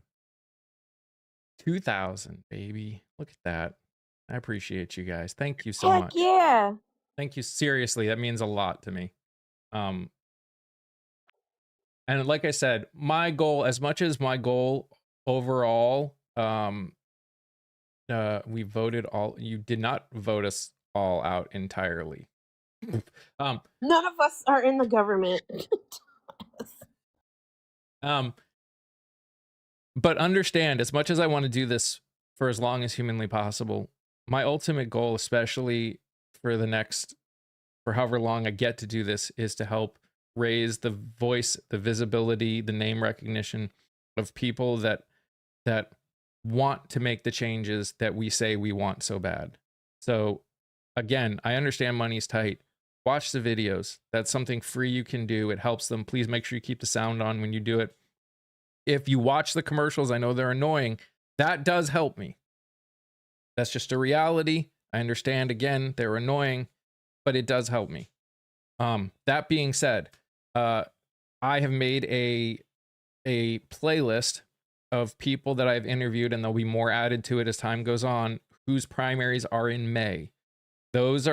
We need to help all of them, but those are the ones that could really use the help right now, because they're the ones that are running right now. I've got at least 2 or 3 more that I know have primary opponents that are going to be posted this week in those states that have May primaries.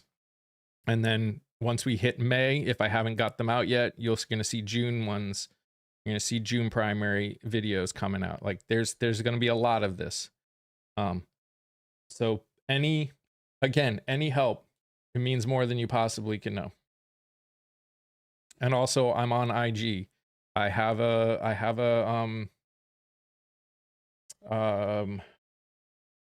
why am I blanking on its name?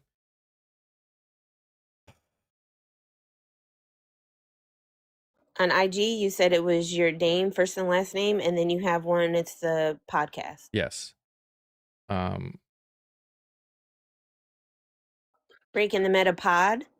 Breaking the Meta Pod in IG, and then Mike Winson _ You should be a guest on Facts Skill Matter each week. I watch him. Usually first thing in the morning, I'm working on videos and stuff. It's hard for me to, he's got so many people there. I mean, we are mutuals, but I just haven't had a chance. Like morning is like my busiest time of day because I'm prepping for the video to go out and working on videos to get posted on social media. It's just, that is like, it's hard. But hard. I will say though, like the light bulb just went on my head as you're speaking that. I know it's hard, but the fact that he does often have, because he's actually who I fell asleep to after Bex got off this morning.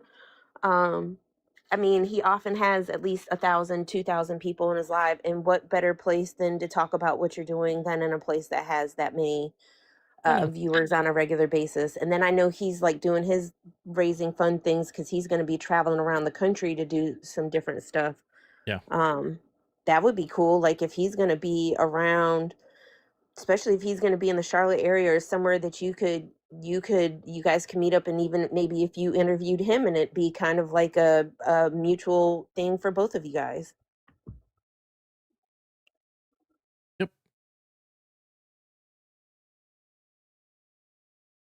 You know, I just want to say, because I've seen a few comments about this now with the child care thing. Let's look at this the way that y'all want it to theoretically work. You want to keep what we're doing right now, but you don't want to pay for childcare. Okay, let's look at what that looks like. You have a kid that's not being taken care of. You want the policies that you have now, so that kid has to be born. You can't have them. I don't know what you can say. You can't get rid of them, so you have to have that child. All right, so you have that child, and they exist now, and you don't want to pay to allow them to go to school appropriately. You don't want to pay to have them fed. You don't want to pay for any childcare. So that kid arguably doesn't get taken care of very well, or if at all. So either they unalive at some point, or they end up in the system, which is paid for by taxes, right? So now they're in the system through CPS, and now they're stuck with that, and that's coming out of, quote unquote, your paycheck. but then you don't want to pay for those systems either, because that would kind of be incorporated into childcare too. So we don't have CPS. So where do all these kids go if they're not being taken care of? They end up on the streets as homeless vagrants or something of that sort, right? Let's say, for instance, that they are taken care of enough. Mom and dad, or mom or just dad, are able to squeak by enough so that they can have a less than substantial existence through all of their public schooling, which public schooling is childcare as well. They don't have all the advantages that all the other kids had. So now they don't have the advantages to get into a proper schooling, whether it's trade school or it's college. So then they go and end up working at some low skill entry level kind of position situation, right? Now they're going to rely on government assistance because they can't afford to live still, right? Because they're living in a low income based kind of things, because that's what we set up, because we rather spend money on all of the wars that are going on rather than any of those programs. And we allow the corporations to pay this exorbitantly low minimum wage, which doesn't allow them to exist. So either they work like 10 jobs to just barely get by, or they're effectively the living homeless, right? The working homeless. A lot of people don't understand that. People who like live out of their cars and work at a minimum wage job because they can't afford a place to live, but they need to be able to eat and food. So now you have somebody who's not really, they're contributing to society in a very substandard kind of way. They're living a meager existence. You don't want to afford them any of these safety nets for social society. And then they end up being a taxing thing on the system through those means future in their life. And they're not able to contribute something even more than what they possibly could have had we afforded them the beginning. And then maybe they have a kid, because things happen. That's just how life works, right? And they have a kid that they can't really afford, and then the cycle continues, and that becomes this cyclical thing. So if we had just afforded to pay for those simple things in their beginning youthful years through taxes that we already pay, rather than funding all the stuff that we don't even know. The DOD hasn't passed they haven't passed the audit, yeah, and never. 8, 9, 10 years, something like that. Yeah, 10 years they haven't passed it, and we're talking billions and trillions of dollars at this point. Joseph, yeah, that cyclical. Joseph, you can't create your own success in a country that is specifically designed for most of the country to not be able to succeed. That's the dumbass pull yourself up by your bootstraps statement. No, you can't. It's literally impossible. The way society is currently set up, it is impossible for a large portion of this country to be able to succeed, and it is specifically designed that way. Some of the hardest working people that I have ever known work a minimum wage job to no fault of their own, because there's no other jobs to work. And minimum wage hasn't been raised in, how long has it been now? 15 years? I think it's more than that. I'll look it up. So no, just working hard is not going to break you out of a cycle that traps you. And let me put it this way. For everybody in this chat and probably everybody here, every single one of us is probably just one medical disaster or accident away from not being able to pay their normal bills, from being homeless. It's 15 years. And it only went up 70 cents.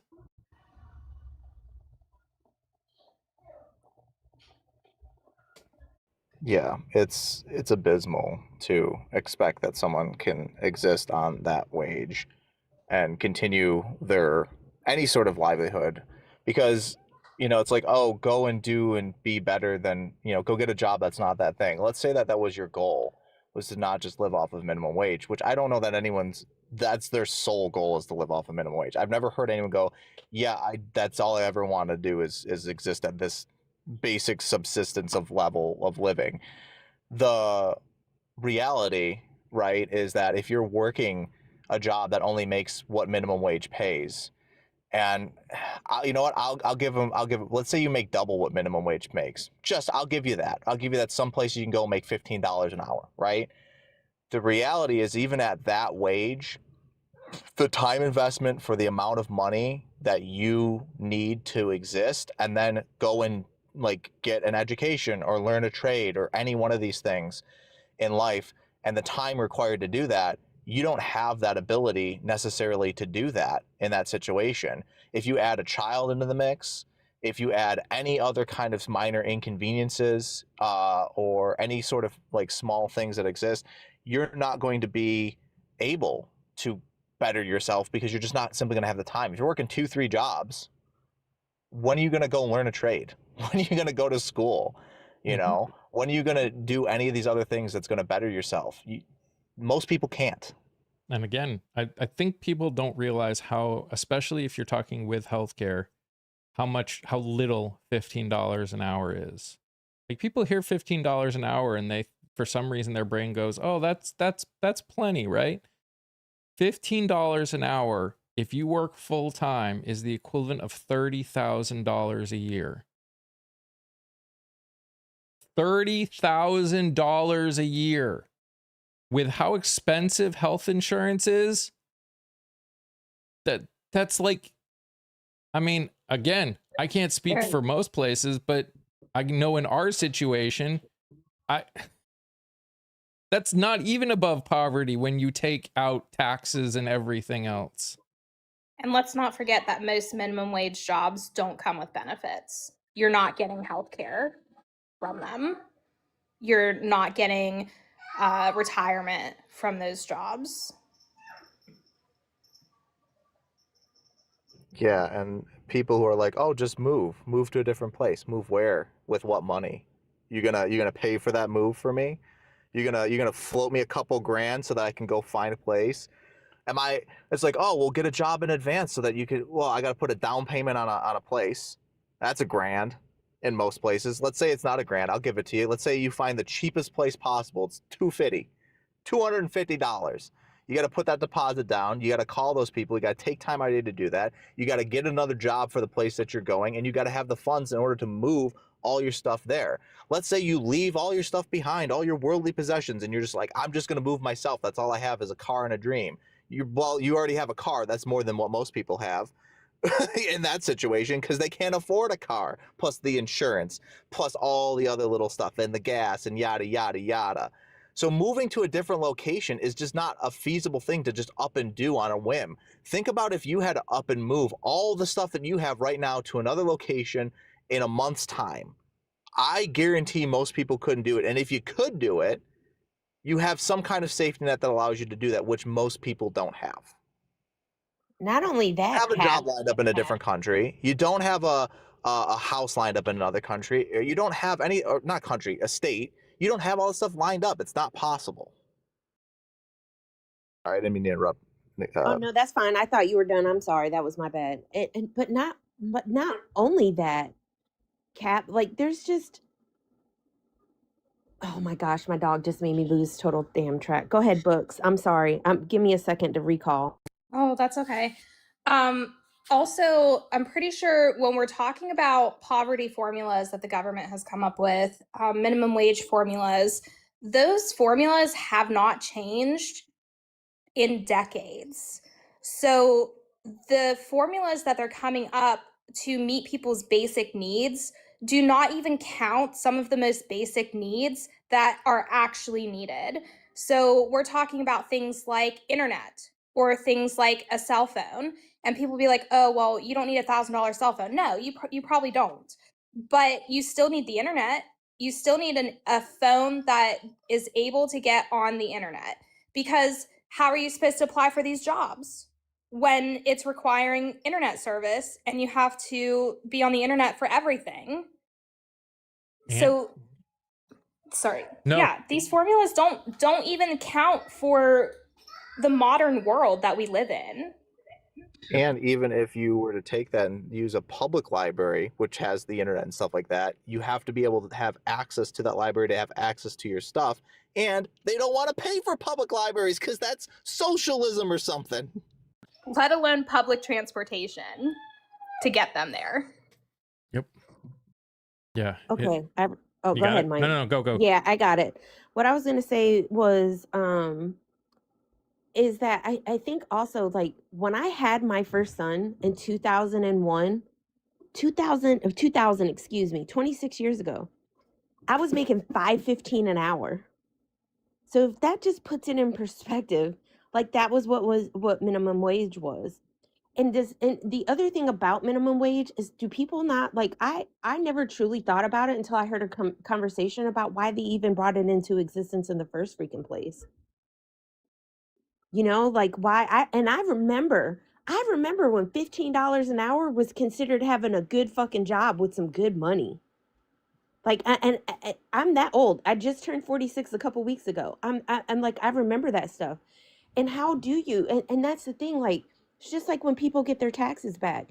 When you give people, like, somebody like me, that was the one time a year, I would buy myself something, one thing that was like my Mother's Day gift early, but the rest went to, like, I took my kids, like, we would go to the beach because their birthdays were in February. That's how you put money back into the economy, and that's how it keeps grinding and it keeps moving ahead. If you give folks an opportunity to have some more money in their pockets, they're going to do more stuff. It is so, like I say, intersectionality. I never truly understood how important that was. But if you're not making the money, how are you going to go to these restaurants and buy food? How are you going to go to the movies and watch a movie? How are you going to do anything other than literally go work and go home? That does not stimulate and maintain the economy. And no, Mr. Mo, but my oldest son is 26. I'm going to be a grandma with a 25-year-old son. And even to add on to what you were saying, Kia, we're also, like, the fact is the reason we are here, the reason this is a problem now, is because we didn't raise the minimum wage. The reason minimum wage is good is it makes it possible for people to keep buying things. And our problem right now is because most businesses do not pay a living wage at all. The idea of paying somebody that is, it feels painful because it's going to be painful. But in the end, if everybody is paid a minimum wage, they're all going to be spending their money. Like, I think there's this idea that if they end up getting paid more, like, they're just going to start storing it. They're not. They're going to spend it. Most of the people, when you're paid a living wage, the whole point is all that pays for is living. You're still going to see people doing more because they're going to be people that want to do extra things. But in the end, they're going to spend that money. There's a economic thing for that, actually. You want to know, make $10 into $30, you spend it. I pay you $10 for a job. You take that $10 and buy a $10 cheeseburger. That $10 cheeseburger pays for the $10 for the person working behind the counter. 10, 10, 10. That $10 just became $30. Not really, but it's paid for $30 worth of services. Yep, and that makes sense. I would much rather everybody in this country be making more money than Elon Musk having a friggin' trillion whatever dollars that just sits there and does nothing. And I know people think that it does something. No, it doesn't. All of these ultra wealthy people, their money doesn't do anything. They don't spend it. It sits there. It sits there. How many jobs do you think, like this, and we have so much evidence for this now, decades and decades of evidence. So I'm just using this as an example.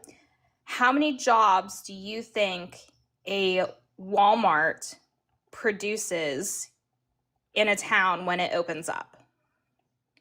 And the answer is it's a net loss. not only is it a net loss for total jobs, it's a net loss for higher paying wages.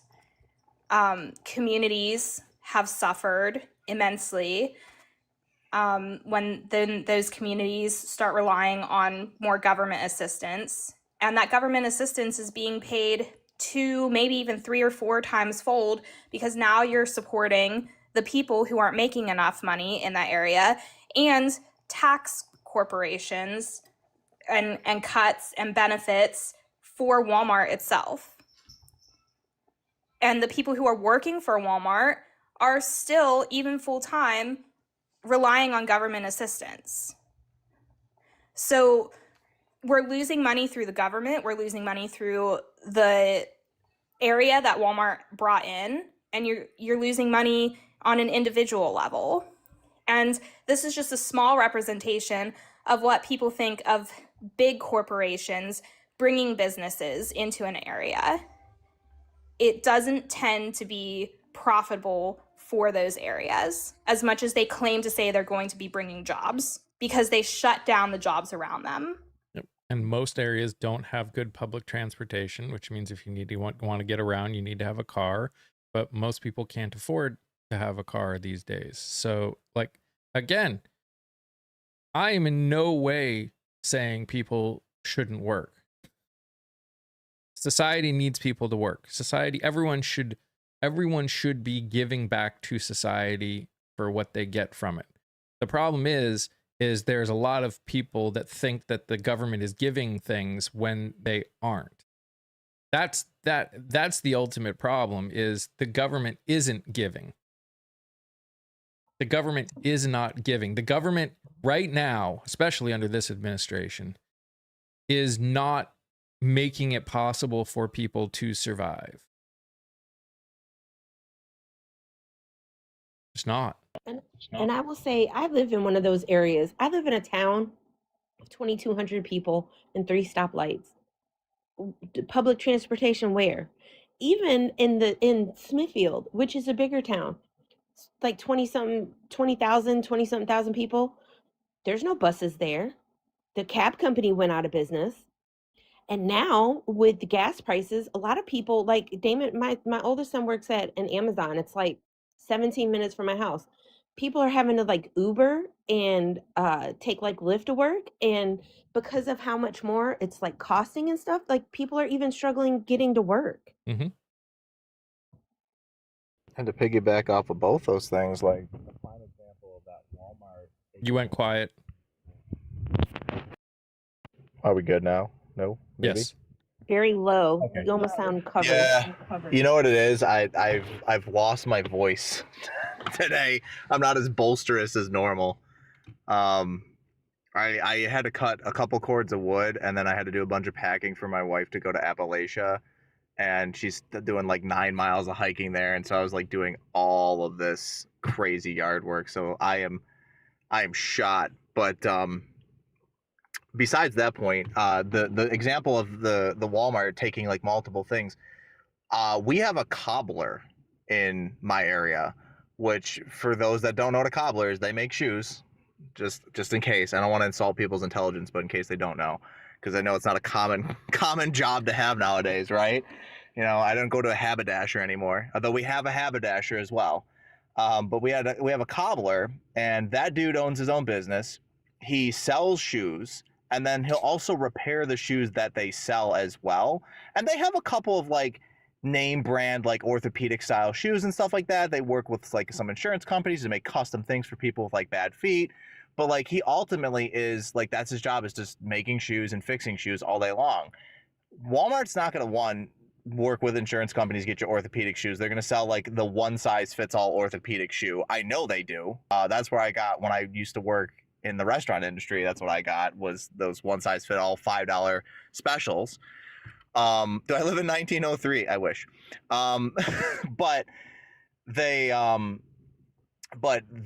you're going to lose the store manager who owns that store. So there goes his income. There's a guy who fixes the shoes. They're not going to fix shoes at Walmart. You're going to buy another pair. It's going to be made at a factory. You're not going to get custom fit stuff. You're not going to get custom made stuff. You're not going to get real good quality stuff, I would argue as well. because it's all going to be mass-produced factory-style stuff that's shipped in bulk to that location, and you get what you get. I go to the cobbler, I'm paying a little bit more money, right? But I'm willing to because, one, my boots have lasted forever, and two, they're custom designed to me, and if I ever have a problem, they can fix it for a fee versus me having to buy a whole new brand new set. And that's one job that turns into several jobs for one location that would be run by some dude or girl making, you know, minimum wage, living on government subsidies, working at the Walmart down the street. And that's like an example. What's my opinion about what? Paravash. I'm happy to give my opinion on things. I just, what's my opinion about the stuff above my head, or just in general about life? I need to know what the actual question is. And Silver is right, and that's what I said. I had pinned it on the other side a while ago. Silver, the tax dollars is our money. It's not the government handing us out their money. They literally have no fucking money without us. So it just drives me insane. And speaking of that, like my little town, so for quite a long time, even when I worked at Clark's, which I started there in like 2005, there was this little furniture store in my town. I mean, y'all, there's 3 stoplights. How many businesses do you think we have in our town?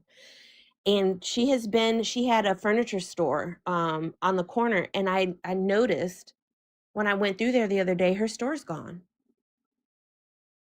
And I'm like, she's been like a mainstay in the community for so long. And it's like, imagine how many pop and shop, mom and pop shops are going to be closing up with all of this stuff happening, with all the tariffs, how it's impacting people and their ability to hire people and stuff like that, because it's all cyclical. We have to have the money flowing for everybody to be able to get paid. And the fact that you've got folks up here who are literally in control of our money, literally telling us they're going to cut the stuff that happens is supposed to help us, that's a problem. And if you're listening but you're not typing, like, you need to understand that instead of coming in here talking shit about kids being your fucking problem, hello, they're all of our problems. Because like Kat, like you were saying earlier, these are going to be the people that are going to grow up, and they're going to be the ones running the government. They're going to be the teachers. They're going to be the lawyers, the judges. They're going to be our future Congress people. They're going to be the scientists and the doctors and the people that are out there working for the cures. Why is it just tells me, like, for me, that's one of the things about as long as I've been alive, that's what I have seen from them, is hatefulness, selfishness, and like the lack of ability to give a fuck about anybody else other than themselves. Yeah, we are all everybody's responsibility. We are all part of a community, whether you're looking at a micro scale or a macro scale. So whatever is affecting me here in West Virginia is also going to be affecting somebody down in Texas, somebody in California. My small town is going to feel the effects that somebody in the city is going to feel. And whether or not you believe that public services should be provided for everybody, it's going to affect you no matter what. Not having access to childcare is going to affect you whether you have children or not. Exactly. You're a manager at a store and your employees can't come in because they don't have anybody. I remember people used to get so pissed off about that. And then and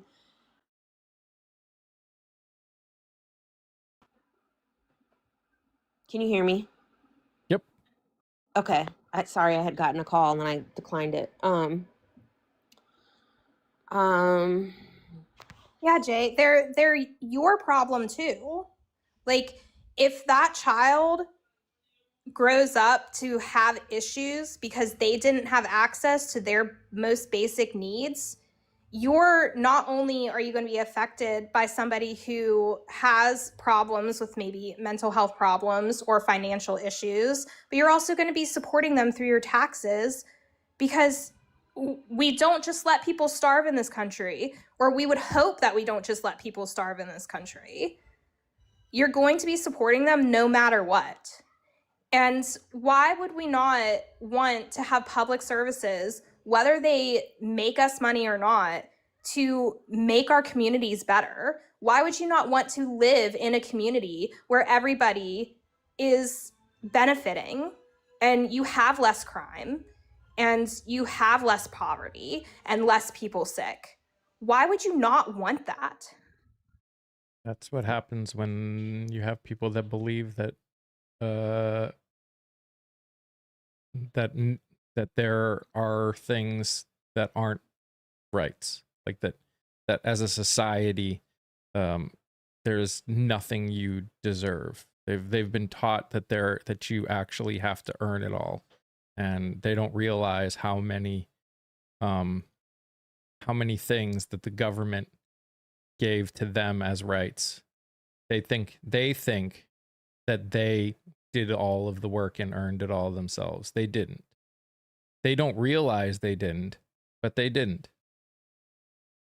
They don't realize how different society was when they were kids, and how our government and our society made it possible for them and their family to grow up in a way that helped them succeed to get to the point where they're at. They think it was all them. Now, did they have to do some work? Sure, everyone's got to do some work. If you don't do any work, obviously that's a problem. But don't pretend that you did it all yourself, or your parents or your parents' parents. They didn't. They didn't.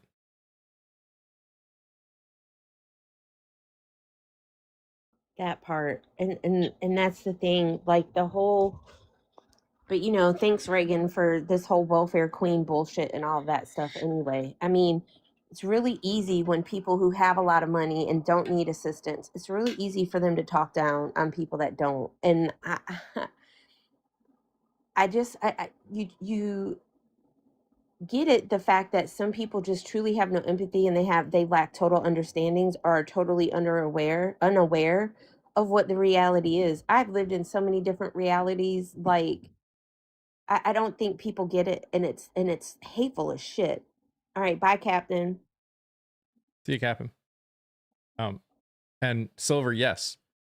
Not even theoretically. That is a fact. If everyone got paid a living wage, the amount of money that we would need to put, because there will still be things that will come up that will require social services, like unemployment protection, because people will still lose their jobs and they'll still need to find new ones. But the amount of money that would need to be brought in to cover the social services in the way that we're spending now would not be necessary if we had a minimum wage that was aligned with cost of living. That's just a reality. Like, you're mad that your money is going to these things. Well, make living wage a thing, and then you won't have to worry about that. Yeah. And I at this point, like, I've come to find that you can separate out two different versions of conservatives. And the one is what Kia was saying, somebody who just has no empathy. They want what's theirs. They don't care about anybody else around them. And you're never going to convince those types of people, unfortunately. They just, in my opinion, they're just not good people. But then you also have a side that thinks that they're fiscally conservative, but they're not understanding that the money that you upfront with a lot of these types of public services are a net benefit in the long run. So a small example that I like to throw out there is, like, when we talk about child lunches, like school lunch programs, we spend more money on school lunch programs in administration fees and paperwork to try to prevent access to children who we don't think deserve to have access to school lunch than if we would just pay everybody school lunch. So we're Yeah, literally spending more money to prevent children from getting school lunches than to just pay them for having lunch. get Sorry, your Rafa, that got you money. blocked. I know that's fine. What the fuck, dude? Get your money up. I got no empathy for broke folks. Wow. What do I think the orange is going to say at 1? I think he's going to say a whole lot of nothing. Or he's going to declare ground troops going in. One of those two.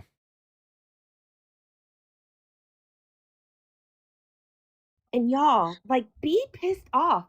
This shit, like, y'all, do you understand what this fucking person is talking? I don't even want to call him the MAN word. He doesn't deserve that. But do you understand what he's talking about doing? The kind of damage, the catastrophic damage that he wants to do over there? For fucking what? And how that's going to negatively impact these people? Like, all these. The fact that y'all are not like up in arms about the fact that they totally were blasé, that you guys try to like explain away and try to explain to us what was meant about the fact that he's not upset that they unalived all those kids.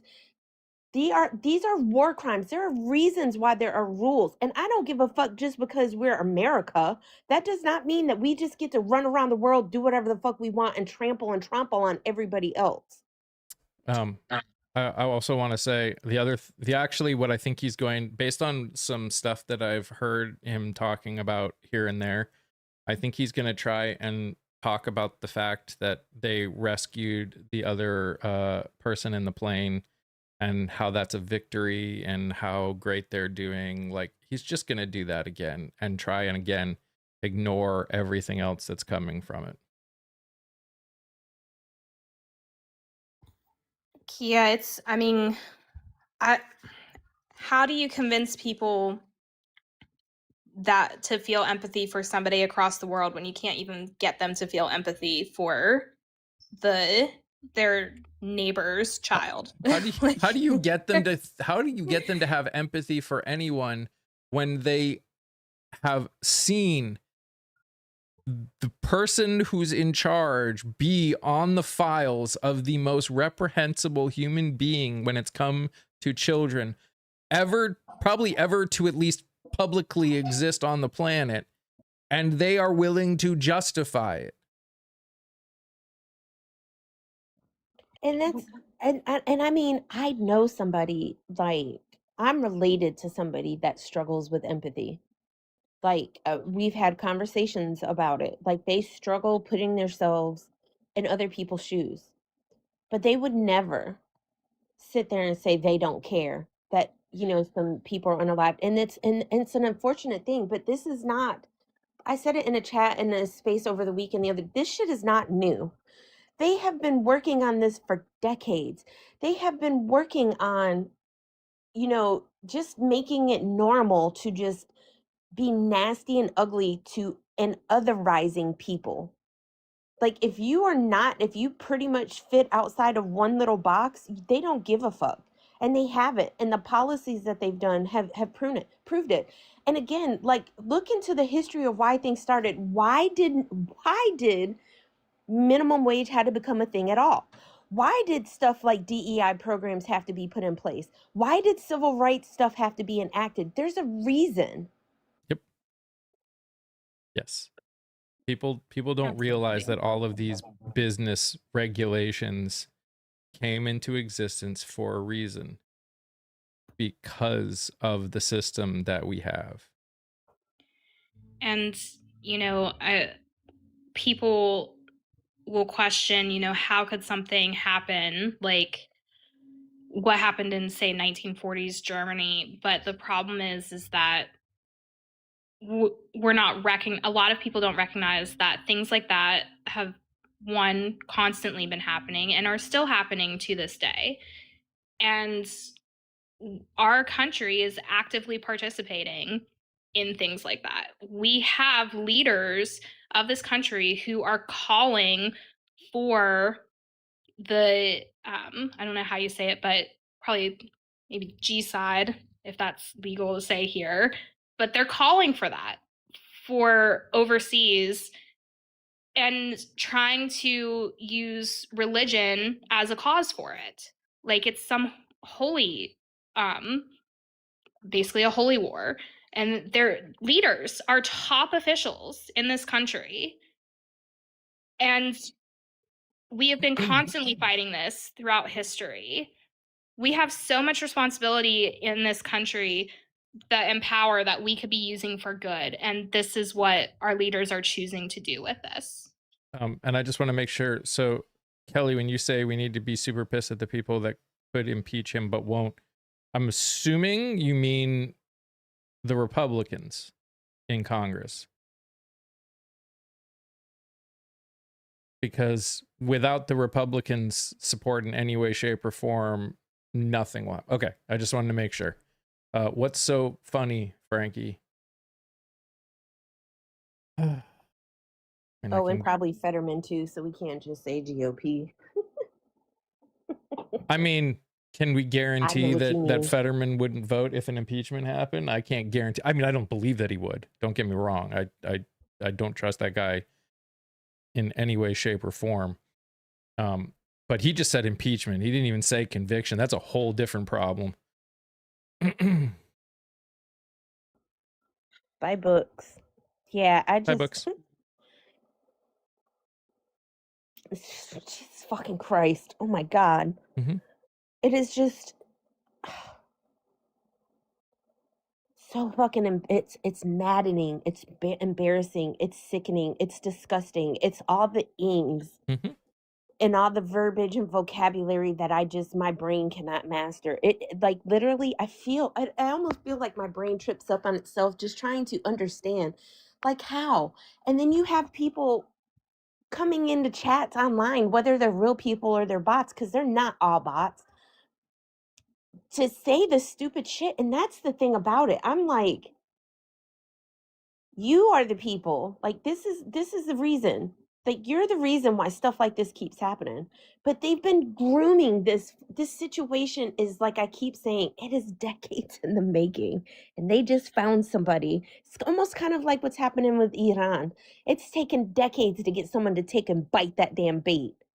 They have been literally dropping chum buckets in the water for decades. And they've just basically they've just added more liquid to the fire to make it just fuel all out. It's just, ugh. Thomas, you have no idea what the fuck you're talking about. Get the hell out of here. No, I'm not. Unfortunately, Lucy, I have interviews, 3 interviews scheduled from 1 through 4. Can I do a commercial right quick? Sure. We haven't had one in a while. Sure. First of all, I have to say, over on the tube, way to fucking go. Not one time did I have to ask people to do the thumbs up. We've got 33 thumbs up today, and I didn't never see that many people at one time in the chat. So great job. Thank you guys for keep doing that. Engagement is how we help Mike and how we push him out and for people to hear and see what matters. Also, as you've heard him say several times, he's across several different platforms. You can look up in his click on his name and look in his info area up there, and you can follow him in all the places. Definitely make sure that you're checking out all of the interviews he's doing. He's putting a lot of time, effort, and energy into doing this. It's not for him. He's not doing this for him. He's doing it to help everybody. So please take the time. Like I said, even if you just listen in the car or you put it on your TV, if you have a smart TV, you probably have the Tube of You on it. Even if you're not a TV watcher, you can just let it play and let him get that watch time. You can mute your TV, just don't mute the player because he doesn't get credit for that. Also, if you're in here, make sure you've sent your heart me today. Make sure you've sent your all your things, you've collected all your points, all of the engagement. The chat has been awesome because like even commenting repeatedly, like talking about what's happening, engaging with the conversation, that all helps to push it out. So definitely make sure you do all the things, the little orange heart up above his head. Click on that. Yes, definitely make sure you do your thumbs up on the tube, watch those videos. And if you have questions or comments, please please say them. Like, I would love to engage with other people's comments, and sometimes it's just things for the interview, and sometimes that's what I've done, because sometimes there's no notes. I've just Yep. But even if it's just something, just so they know, like, and we have to, if we want people to run, if we want to make changes, we got to get new people to run. And the only way to do that is to support them. We have to support them. We've got to support them, y'all. We cannot make these fucking changes on our own. We need the people in the places that make the decisions that actively impact what is going to happen to us. And I do say, for anyone that comes in and asks a specific question of the candidates, I usually reach out to the candidates and let them know that someone asked them a question, and multiple times they have come in and responded. I know it happened with Kia at least one time, where Yes. where I let them know that they had a question in the comments, and they came in and they answered it. These guys want to answer questions. They don't want you just to believe them. That's the thing. That's the crazy thing about all of this. When I tell you these people want to do what we've been saying they want, that's what I mean. Like, even the one person that he and I had to talk about, I truly believe they would come in and they would interact with it. It might not, Kia may still not like that person, and that's okay too. The other thing that I told her, and that I tell everyone, my goal is not to tell you who you should vote for. It's to give you the information that is necessary to get you to be able to make as informed a vote as humanly possible.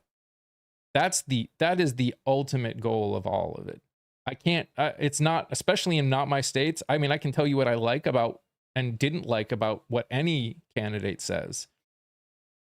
But in the end, it's not my place to tell you. The goal is, no one should be telling you who to vote for. You should be paying attention to who's running, and then vote for them. Yes, you can say something real quick. I'm sorry, just real quick, because usually y'all, and this is for me, it's not for you. I'm sorry, brother. I usually go live on Mondays, but y'all, we got rain for the first time yesterday, and there's no pollen, and I have stuff I need to do outside. So I think what I'm gonna do today is I'm gonna go ahead and handle outside, since there's no pollen right now, and I'm gonna go live tomorrow during the either my regular time, or maybe like the back half of Mike's time, and do that. So thank you guys for coming today. The engagement today was amazing. Thank you so much. Yep. Thank you. And again, please get involved. Please get involved. Whether it's through my stuff or with their stuff directly. Obviously, again, I would love it if you would be involved in my stuff. But if we say that that needs to get done, then let's do the work to get it done. Right? If we say things need to change, and then we know what needs to happen to make that change happen, then do it. Do you know if Chelsea is having a town hall or rally anytime soon? I don't, Philip. I can shoot a message out and ask her, but I have not heard about anything recently. But I can find that out for you and let you know. All right, guys. I hope you guys have a great rest of your day. I will see you tomorrow. Schedule is things that were supposed to happen aren't happening tomorrow, so I might actually go live in the morning, just because I've had so many. I'm gonna be really busy, so things are gonna get really weird. So I might go live tomorrow morning and then do my gaming in the evening still, but that's on a different channel anyway. So anyways, okay, thank you. You guys are amazing just the way you are, and I love you all very much. Stay safe, stay healthy. Remember to sing, laugh, dance, smile, do something that makes you happy. Thank you for everyone that's followed and gifted and everything else. You guys rock. I love you. See you tomorrow. Bye. Bye.